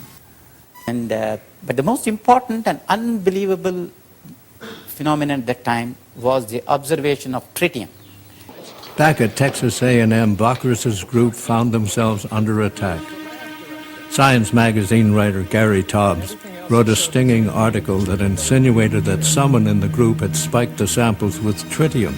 Although unfounded and eventually proved untrue, the allegation effectively dampened Bockris's remarkable claims. But I think the main part was that I had done work which was against the paradigm, and that was what they were really upset about. People had laughed at it and said, "What the heck are you doing, trying to disprove the laws of nuclear physics?" And of course, that's exactly what we were doing, and succeeding, you see. The tritium work was the first indication to me that there was a reality, and then Claytor at Los Alamos also got positive results, and so did Howard Menlove. And they're people that I respect and could talk to personally. It became fairly clear that there was a very strange phenomena occurring here. There are also, in similar experiments sometimes, and rather dissimilar experiments sometimes, evidence of an anomalous nuclear process. However, it is conceivable that there may be a process even more powerful than nuclear reaction that physics does not yet understand. That is the mystery of cold fusion.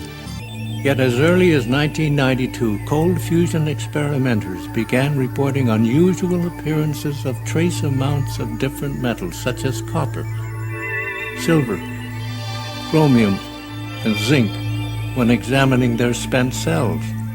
Rechecking for possible contamination, scientists like Bockris and Miley confirmed that indeed new metals and isotopes were being formed, transmuted, during the process which produces excess heat. Kevin Wolf made many measurements of tritium. Then he got some even more astonishing results as early as 92, which were these transmutational results, the metal forming another metal inside the electrode, you see, which was super anti-paradigm. There's that dreadful word alchemy, which we mustn't use, but it was a form of that in a way, that it was creating new metals, you see. We see transmutation phenomena. We see helium-4 production. We see a range of methods of getting the excess heat. The writing is on the wall. The fossil fuel age is about to end. The sword of this panel's condemnation struck with speed and brutality, ignoring the facts in a blind rush to judgment. Hot fusion physics people have been very vigorous in their denunciation of this being called fusion. Right away, reports came in of excess heat, much too large to be from any chemical reaction. Laboratories from Texas to India confirmed the presence of tritium, a vital determining feature of a nuclear reaction. Within 2 or 3 weeks, we got the first results, and several groups started saying, yes, we are seeing excess heat, and but the most important and unbelievable phenomenon at that time was the observation of tritium. This was a discovery perhaps as significant as the Wright brothers' first flight at Kitty Hawk. There are also, in similar experiments, evidence of an anomalous nuclear process.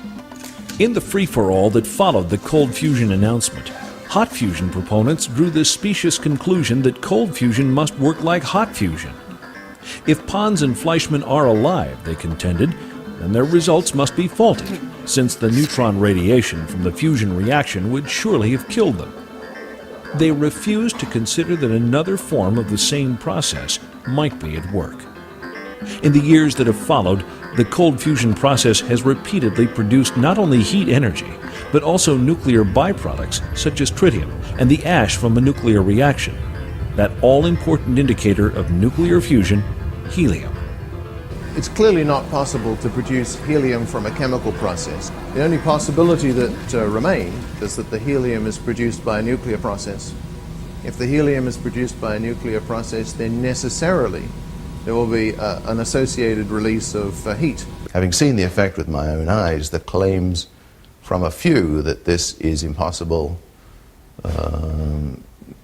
inconsistent with all known laws of nuclear physics, these suggestions are in fact irrelevant.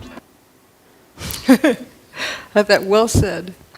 But notice how important the tritium was in this, and they thought it was a fraud because they didn't find the other things that usually go with fusion, with hot fusion.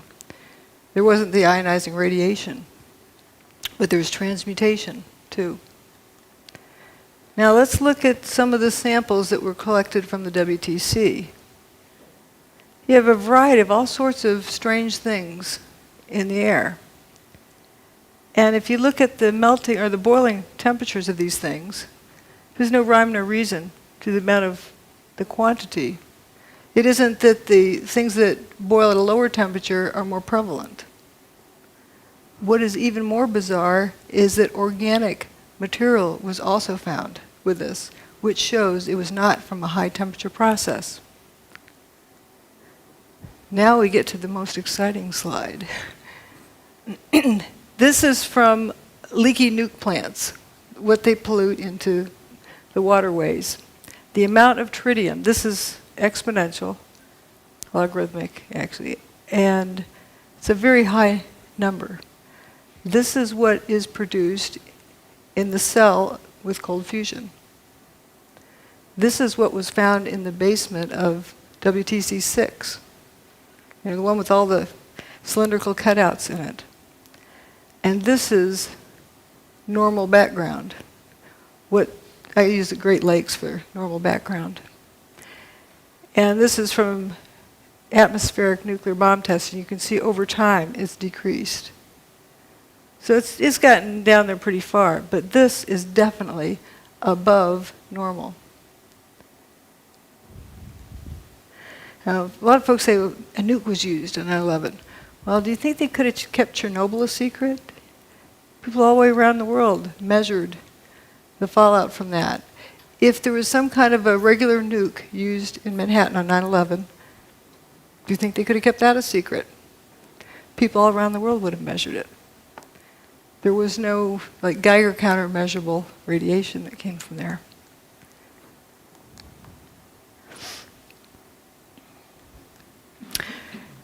Here are some relative numbers. If compared to what was measured at the World Trade Center in terms of tritium, the background levels are 1/50th. What was measured with cold fusion is 50 times that, but that was in a cell. Keep in mind, the World Trade Center had fire hoses on it, The hurricane rained on it. It was diluted down somewhat. Leaky nuclear plants have 18,000 times that. What was measured at the World Trade Center was definitely above background levels, 50 times background levels. There was tritium there. Now, why? Seems to have a lot in common with cold fusion. Some other categories we didn't look at, the so-called jumpers. Uh-oh. There he goes. We refer to them as jumpers, but did they really jump? They left the building, but we don't know why. Here's the airplane-shaped hole. This wingtip always gets to me, how thin it is. And we have some interesting people up here hanging out of the 105th floor. Closer look, looks like this guy's taking his pants off. This guy has his shirt off. If there's a fire in there, your clothes protect you from fire. We don't see smoke coming out these windows. What's going on here? Why on earth would someone want to take their clothes off outside the building? They want to live. They're hanging on to the building. This guy's hanging from one hand and one foot, taking his pants off. Let's say he has some weird fetish that he just needs to take his pants off.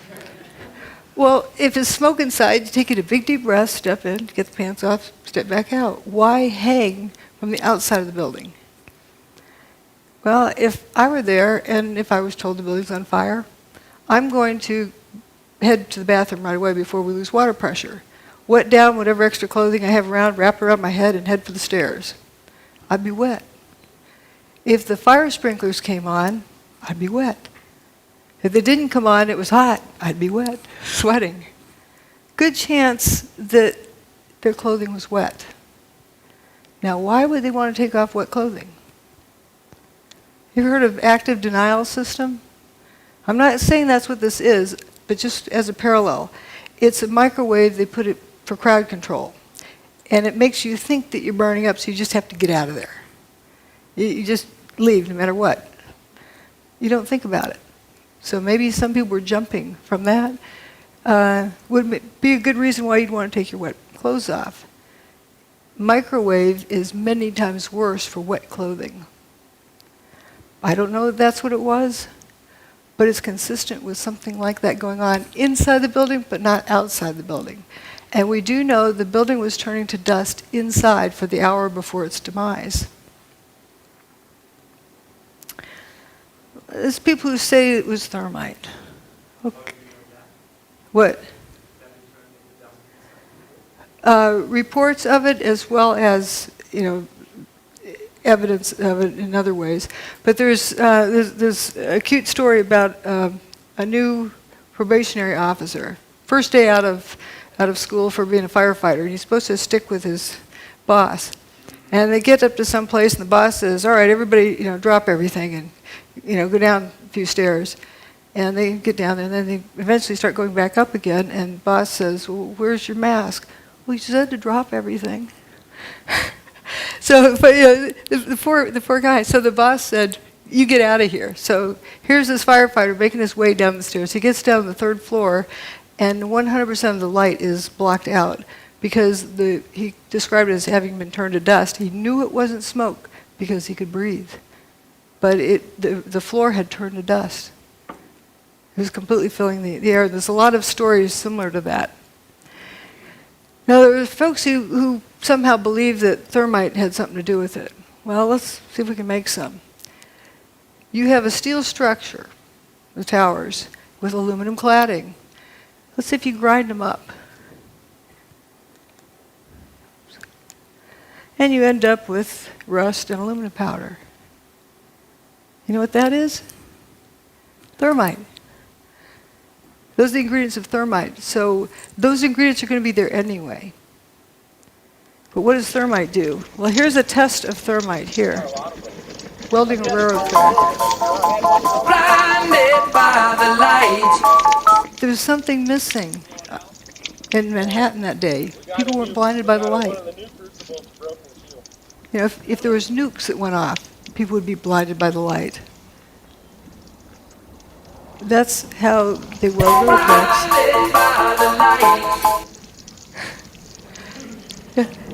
You know, how do you have, you know what a sparkler is, 4th of July sparkler? That's what the towers would look like also if it was thermite, you know, doing things. It doesn't do it in the dark.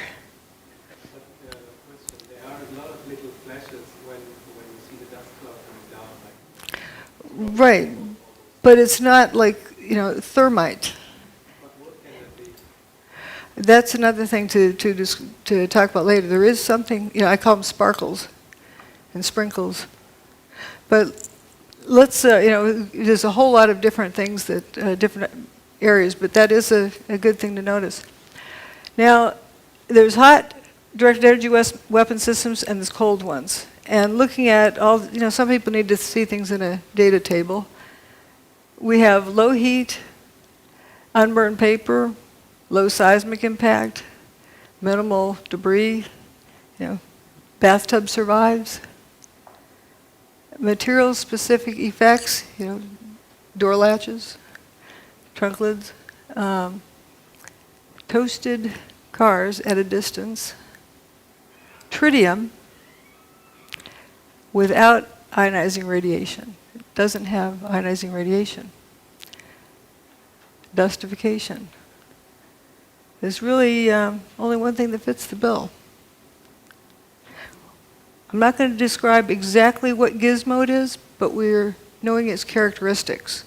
And its characteristics are amazing. We could use this for free energy. Directed energy weapon. Rather than kinetic energy. These are kinetic energy weapons, heat and motion. You know, wrecking balls, bombs, missiles.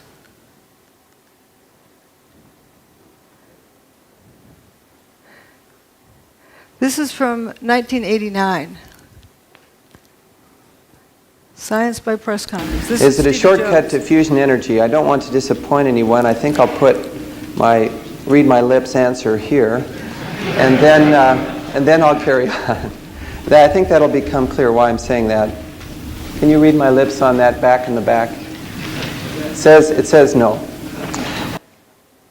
Energy is a long way off. That's why I say no. This is our result. It's just way off. It's I think a door that's open to us, but really a door on physics more than on energy. Geophysics in particular could be an interesting area. Don't go there, don't research there. But then he calls for a vote, and he holds up his hand. Let's vote to destroy the careers of Pons and Fleischmann, and vote that it's not science. Why I'm bringing this up is we want to be sure this doesn't happen again. Here, he raises his hand. Department of Energy funding. And we have Steve Koonin, who was just appointed by the first administration of Obama to an undersecretary of the Department of Energy. And these guys are thinking about raising their hand. Oops.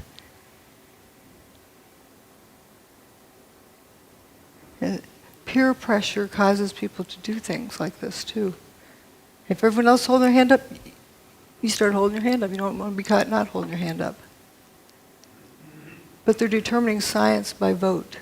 Opportunism, Jones insisted on going public quickly with his opportunism. Jones insisted on going public quickly with his opportunism. Jones insisted on going public quickly with his opportunism. Jones insisted on going public quickly with his All right, well, it's stuck there. Now let's look. The building turned to dust. Something did that. People say, well, you don't know of a technology that did that, so therefore it didn't, happen. Wait, you start out with determining what happened first. It's very important because if you start out with what you know, you won't get there because you've never seen this before. But we know it happened, so therefore there is a technology that exists that can do this. That technology can also be used for free energy. Now let's vote on that. The tower's gone. So this is more of determining facts. Did they mostly turn to dust?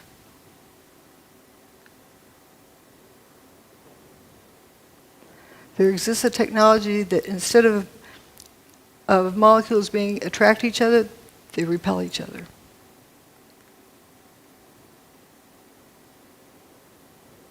What happened is not impossible because it happened. This is another Charlie Pound song about gatekeepers.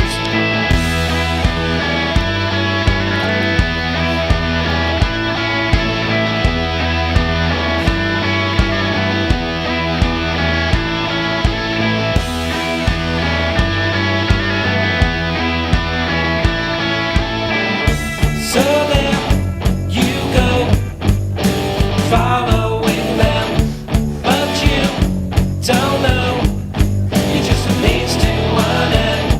The truth you seek, they want to hide, that's why they keep you close by their side. They're the gatekeepers, they hold all the keys. They're the gatekeepers, information disease. An opportunity lost.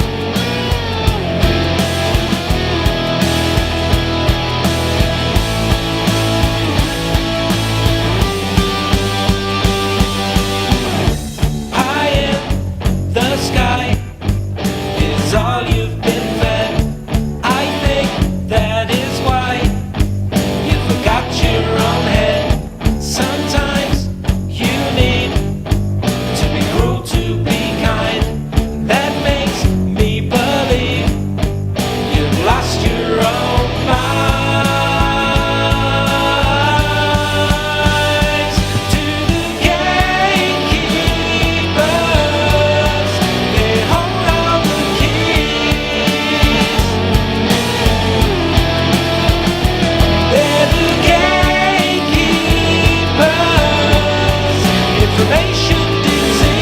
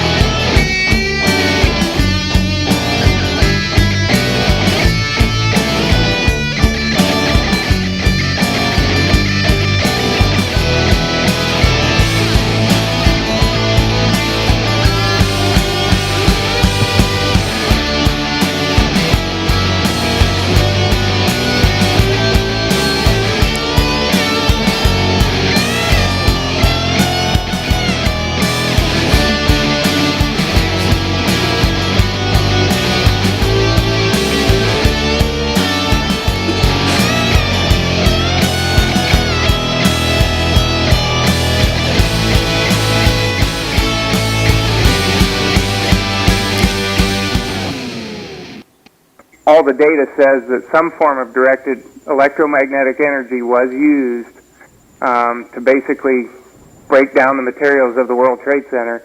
And the connections that Jones has between the cold fusion experience that everybody can read about in Dr. Malov's book and with what's going on right now with the 9/11 situation, it's just a mirror image of him muddling up and then, trying to get public opinion against, whoever his target is. In this case, it's Dr. Judy Wood. In the previous case, it was Pons and Fleischmann.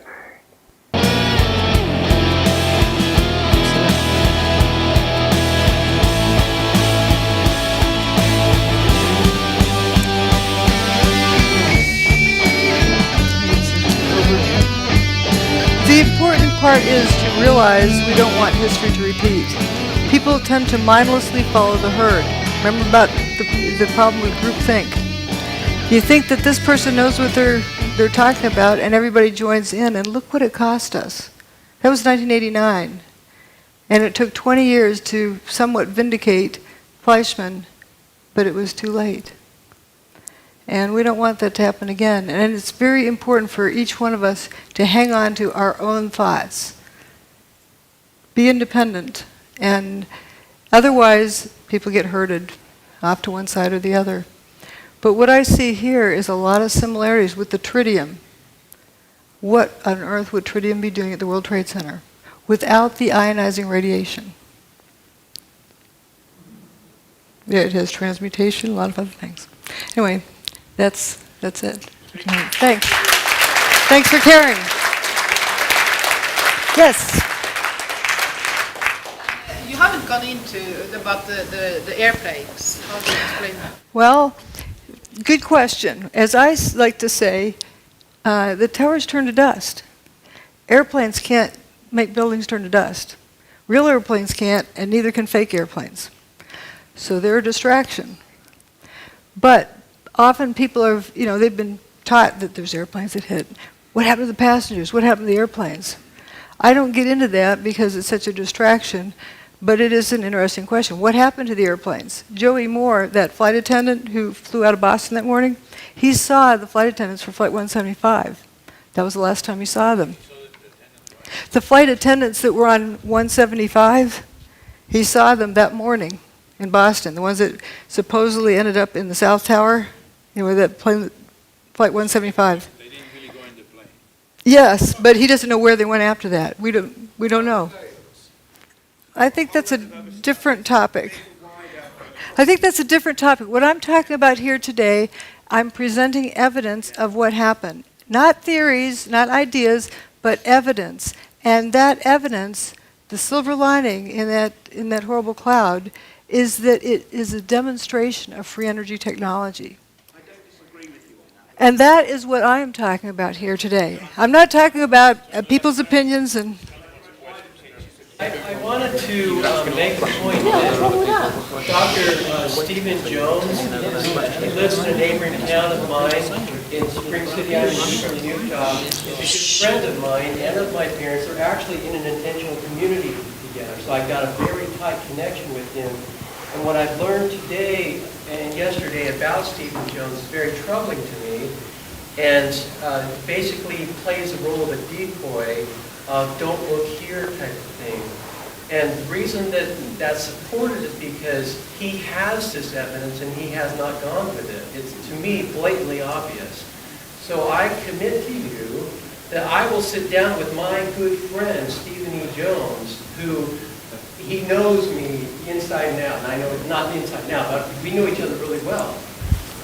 And I'm going to be sitting down with him in person with this book in hand, and I will say, Stephen, why don't you go with this story? Because this is very, very, very obvious. Yeah. And I will then report on my conversation, and I will either explain where the mental disconnect is on his part, that he didn't see this, now he does, or that he is indeed the decoy, and he's trying to divert attention as a government plant to get us to look the other way and not see something that we should be seeing that she's pointed out. Right.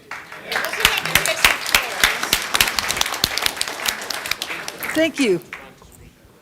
Yes? Yeah, in addition to that, your story is so crystal clear, actually, that I'm curious. I can see that you don't get staged on mainstream television. Oh. But the interesting thing is to see where you get staged in the alternative media. Because usually I don't get much of a stage there either. But that's changing, and thank you to Jerome for inviting me here to this conference, and that is wonderful. Yes. Yeah. If you want to read my book, that will give you a catalogue of how Judy has been excluded from the alternative media with the evidence showing exactly who is responsible for that. He's documented it since 2006. You can download my book to a Kindle, an iPad, and actually also a free audiobook from my website. I'll mention this tomorrow. But anybody who wants to download that tonight, they can even get a free audio version because some kind lady in New York decided to do an audio book of my whole book, 370 pages. She took it upon herself to do it, so it's now in a completely accessible format for anybody that wants to read it free. That's good. Let's see some other questions. There. Yes. Obviously, there was some about John Hutchinson on the web, and I know a little bit about him. Have you much experience with John Hutchinson and the? I've been there and witnessed the effects of his. He can get it to repeat, but not all the time. Oh, he can get to repeat whenever he wants to. If you want a demonstration, he can get within 20 minutes. He has the thing warmed up and going. And for people who say that there's this rumor that it's not repeatable, there's a picture of John sitting amongst about 50 samples. Shows it's repeatable. Judy. Yes. Over here. Hi. Oh, here. Hi. Hi. Great talk. I really enjoyed it. It was a very good presentation. I didn't seem to be sceptical earlier. I didn't really mean to put that over.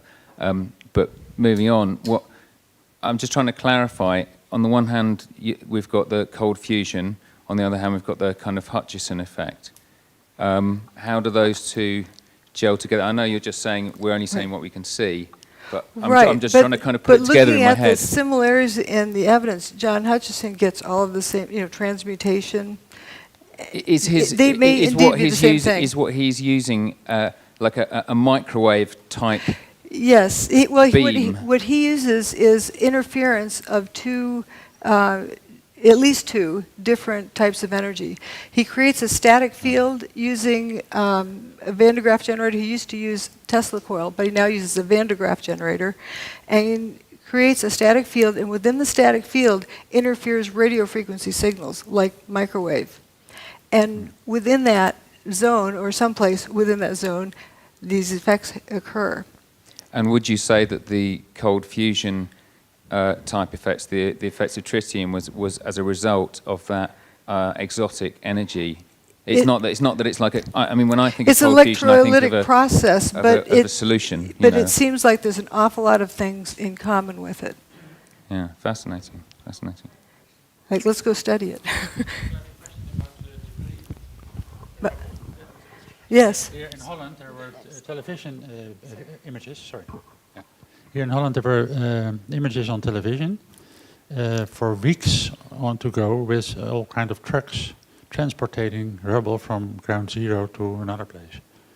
It went on for weeks on television here. So that gives you the impression there was It actually went on at least debris. till 2007. I was visiting the site in 2007, and there were trucks coming and going then. They were bringing dirt, stirring it around, scooping it up, taking it out, bringing in more dirt. Looked like potting soil, really rich dirt. And a lot of it, coming in, going out, coming in, going out. And if you look at what was there, I don't know if you saw my first presentation, that there's this lack of rubble. And Peter Jennings talking from the studio, talking to George Stephanopoulos on the scene, George, we've been wondering, where's all the rubble gone? Oh, talking to a volunteer, Robert Galinsky, explained it all fell down into the ground, was pulverized, and evaporated. It wasn't there. Yes. Yes. It seems to me that you're focusing a lot on the main two towers and around, but on the fact that Building 7 was actually demolished or whatever 7 hours later changes any logical to explain what they pretend to say that happened. How this other building, 5 hours later, is going to end up coming down. And then also, you didn't mention anything about the one plane that supposedly hit the Pentagon. I'm talking about what happened at the World Trade Center. For you specifically don't want to get into. Well, I'm staying focused on this. There was the most amount of evidence available for this. Also, there was a report which gave me a legal avenue to go after the contractors on the NIST report. What about the Building 7? You don't seem to. I covered it also in the earlier talk. There's a whole lot of similarities with it. It was turning to dust throughout the day internally. And you saw an enormous amount of material pouring out of the building, one face and one face only for most of the day. And when it went away, it didn't make a seismic signal that traveled through the earth. It only left a surface wave. It did not slam to the earth. And the surface wave that it left was almost a non-existent event. Right. Question over here. All this material going out. Yeah, the facade was about all that was left, and it was almost silent. And you can see it if you look at some of the images of it as it's coming down. A lot of people say, it looks like a controlled demolition, but I have photos of it like 1 second apart where you see it, suddenly all the floors are frothing up. Just. Well, why would you say they took so many hours after instead of doing it at the same time than the other? You have to ask them. Yes, Judy. This is a question about John Hutchinson. You mentioned that it was electrostatic field. He built up a large static field, and then he had more than one microwave, so there was some type of interference phenomena. So here's the question. Is the interference points, was it where the field was bucking and thus we're kind of on an antinode? There really isn't so much of a node. It's like what one energy field does to another one. Maybe a way of explaining it is, it's a couple of ways you can get inside of a house. You can bulldoze down the front wall, or you can use a key. What it turns out, the interference of these different energy fields, if done just right, is like a magic key that opens up this door where you get this free energy. Wow. So John Hutchison brought down the World Trade Center. No. Well, I was giving a talk in Portland. No. Here's what's wrong with it. John and I were giving a talk in Portland, Oregon. Somebody asked that question. Well, he sometimes can't get it right. He sometimes gets it here, gets there. He can't really control it well. And I said, John didn't do 9/11. Thank you. We have time for one more. Hello, Judy. I'm an engineer myself, and if you look at the events of 9/11, it's a perfect theater. But looking from the culprits, you would expect that they have tried it before. And if you look at the anomalies in the Earth magnetic field, are you interested, or have you been looking for the period before 9/11, if there were any other anomalies in the Earth magnetic field that you expect? There are various things, and it's a big, complex event. I was also looking at the correlation between solar storms and hurricanes. It turns out if there's a solar storm that hits the Earth, about the time you have this low pressure system out in the middle of the Atlantic, very good chance it's going to turn into a hurricane. That's an interesting, correlation there. They got it first time right. I mean, there's other events I've not studied very carefully, but for example, Oklahoma City, it looks just like the inside of Building 6. The only difference is one, I've got pictures side by side. The only difference is one has some wheat checks at the bottom, showing that it came from the World Trade Center. There's also other events that have happened that are very questionable, but it isn't that it necessarily happened just this way for the first time. Thank you. Do we have time for one more? Sure. Just one more, this young lady in the front. I'd like to hear what the truth movement in America, how did they react when you came with this finding? Oh, that was back in 2006. For example, I'll go ahead and say it. Stephen Jones tells people that I'm talking about ray beams from outer space, or space beams. He's also the person that coined the term cold fusion for ridicule. It's not really the typical fusion. It's a different kind of process. And that helped sink it. And I remember an interview with Martin Fleischmann. He was asked if he had any regrets. He said, yes, letting my competitors call this cold fusion. Yeah, I never let people call it space beams, but I don't get on the air and somebody else does. But there's most of the people in the truth movement have genuine interest. They're sincere people. But there's collection agencies, I call them. They collect people, render them useless, keep them out of trouble. And anytime we get pulled into a group, or like what somebody recently told me, if you find yourself on a garden path, leave the garden. And that is sort of what happens with these organizations. And people tend to go with the flow. They tend to go with peer pressure. Let's have a vote about whether or not to trash somebody's career. Instead of look, what did these guys find? Let's go look at it. Ladies and gentlemen, Dr. Judy Wood, we appreciate her knowledge, her courage, and her willingness to share. Thank you. Thank you.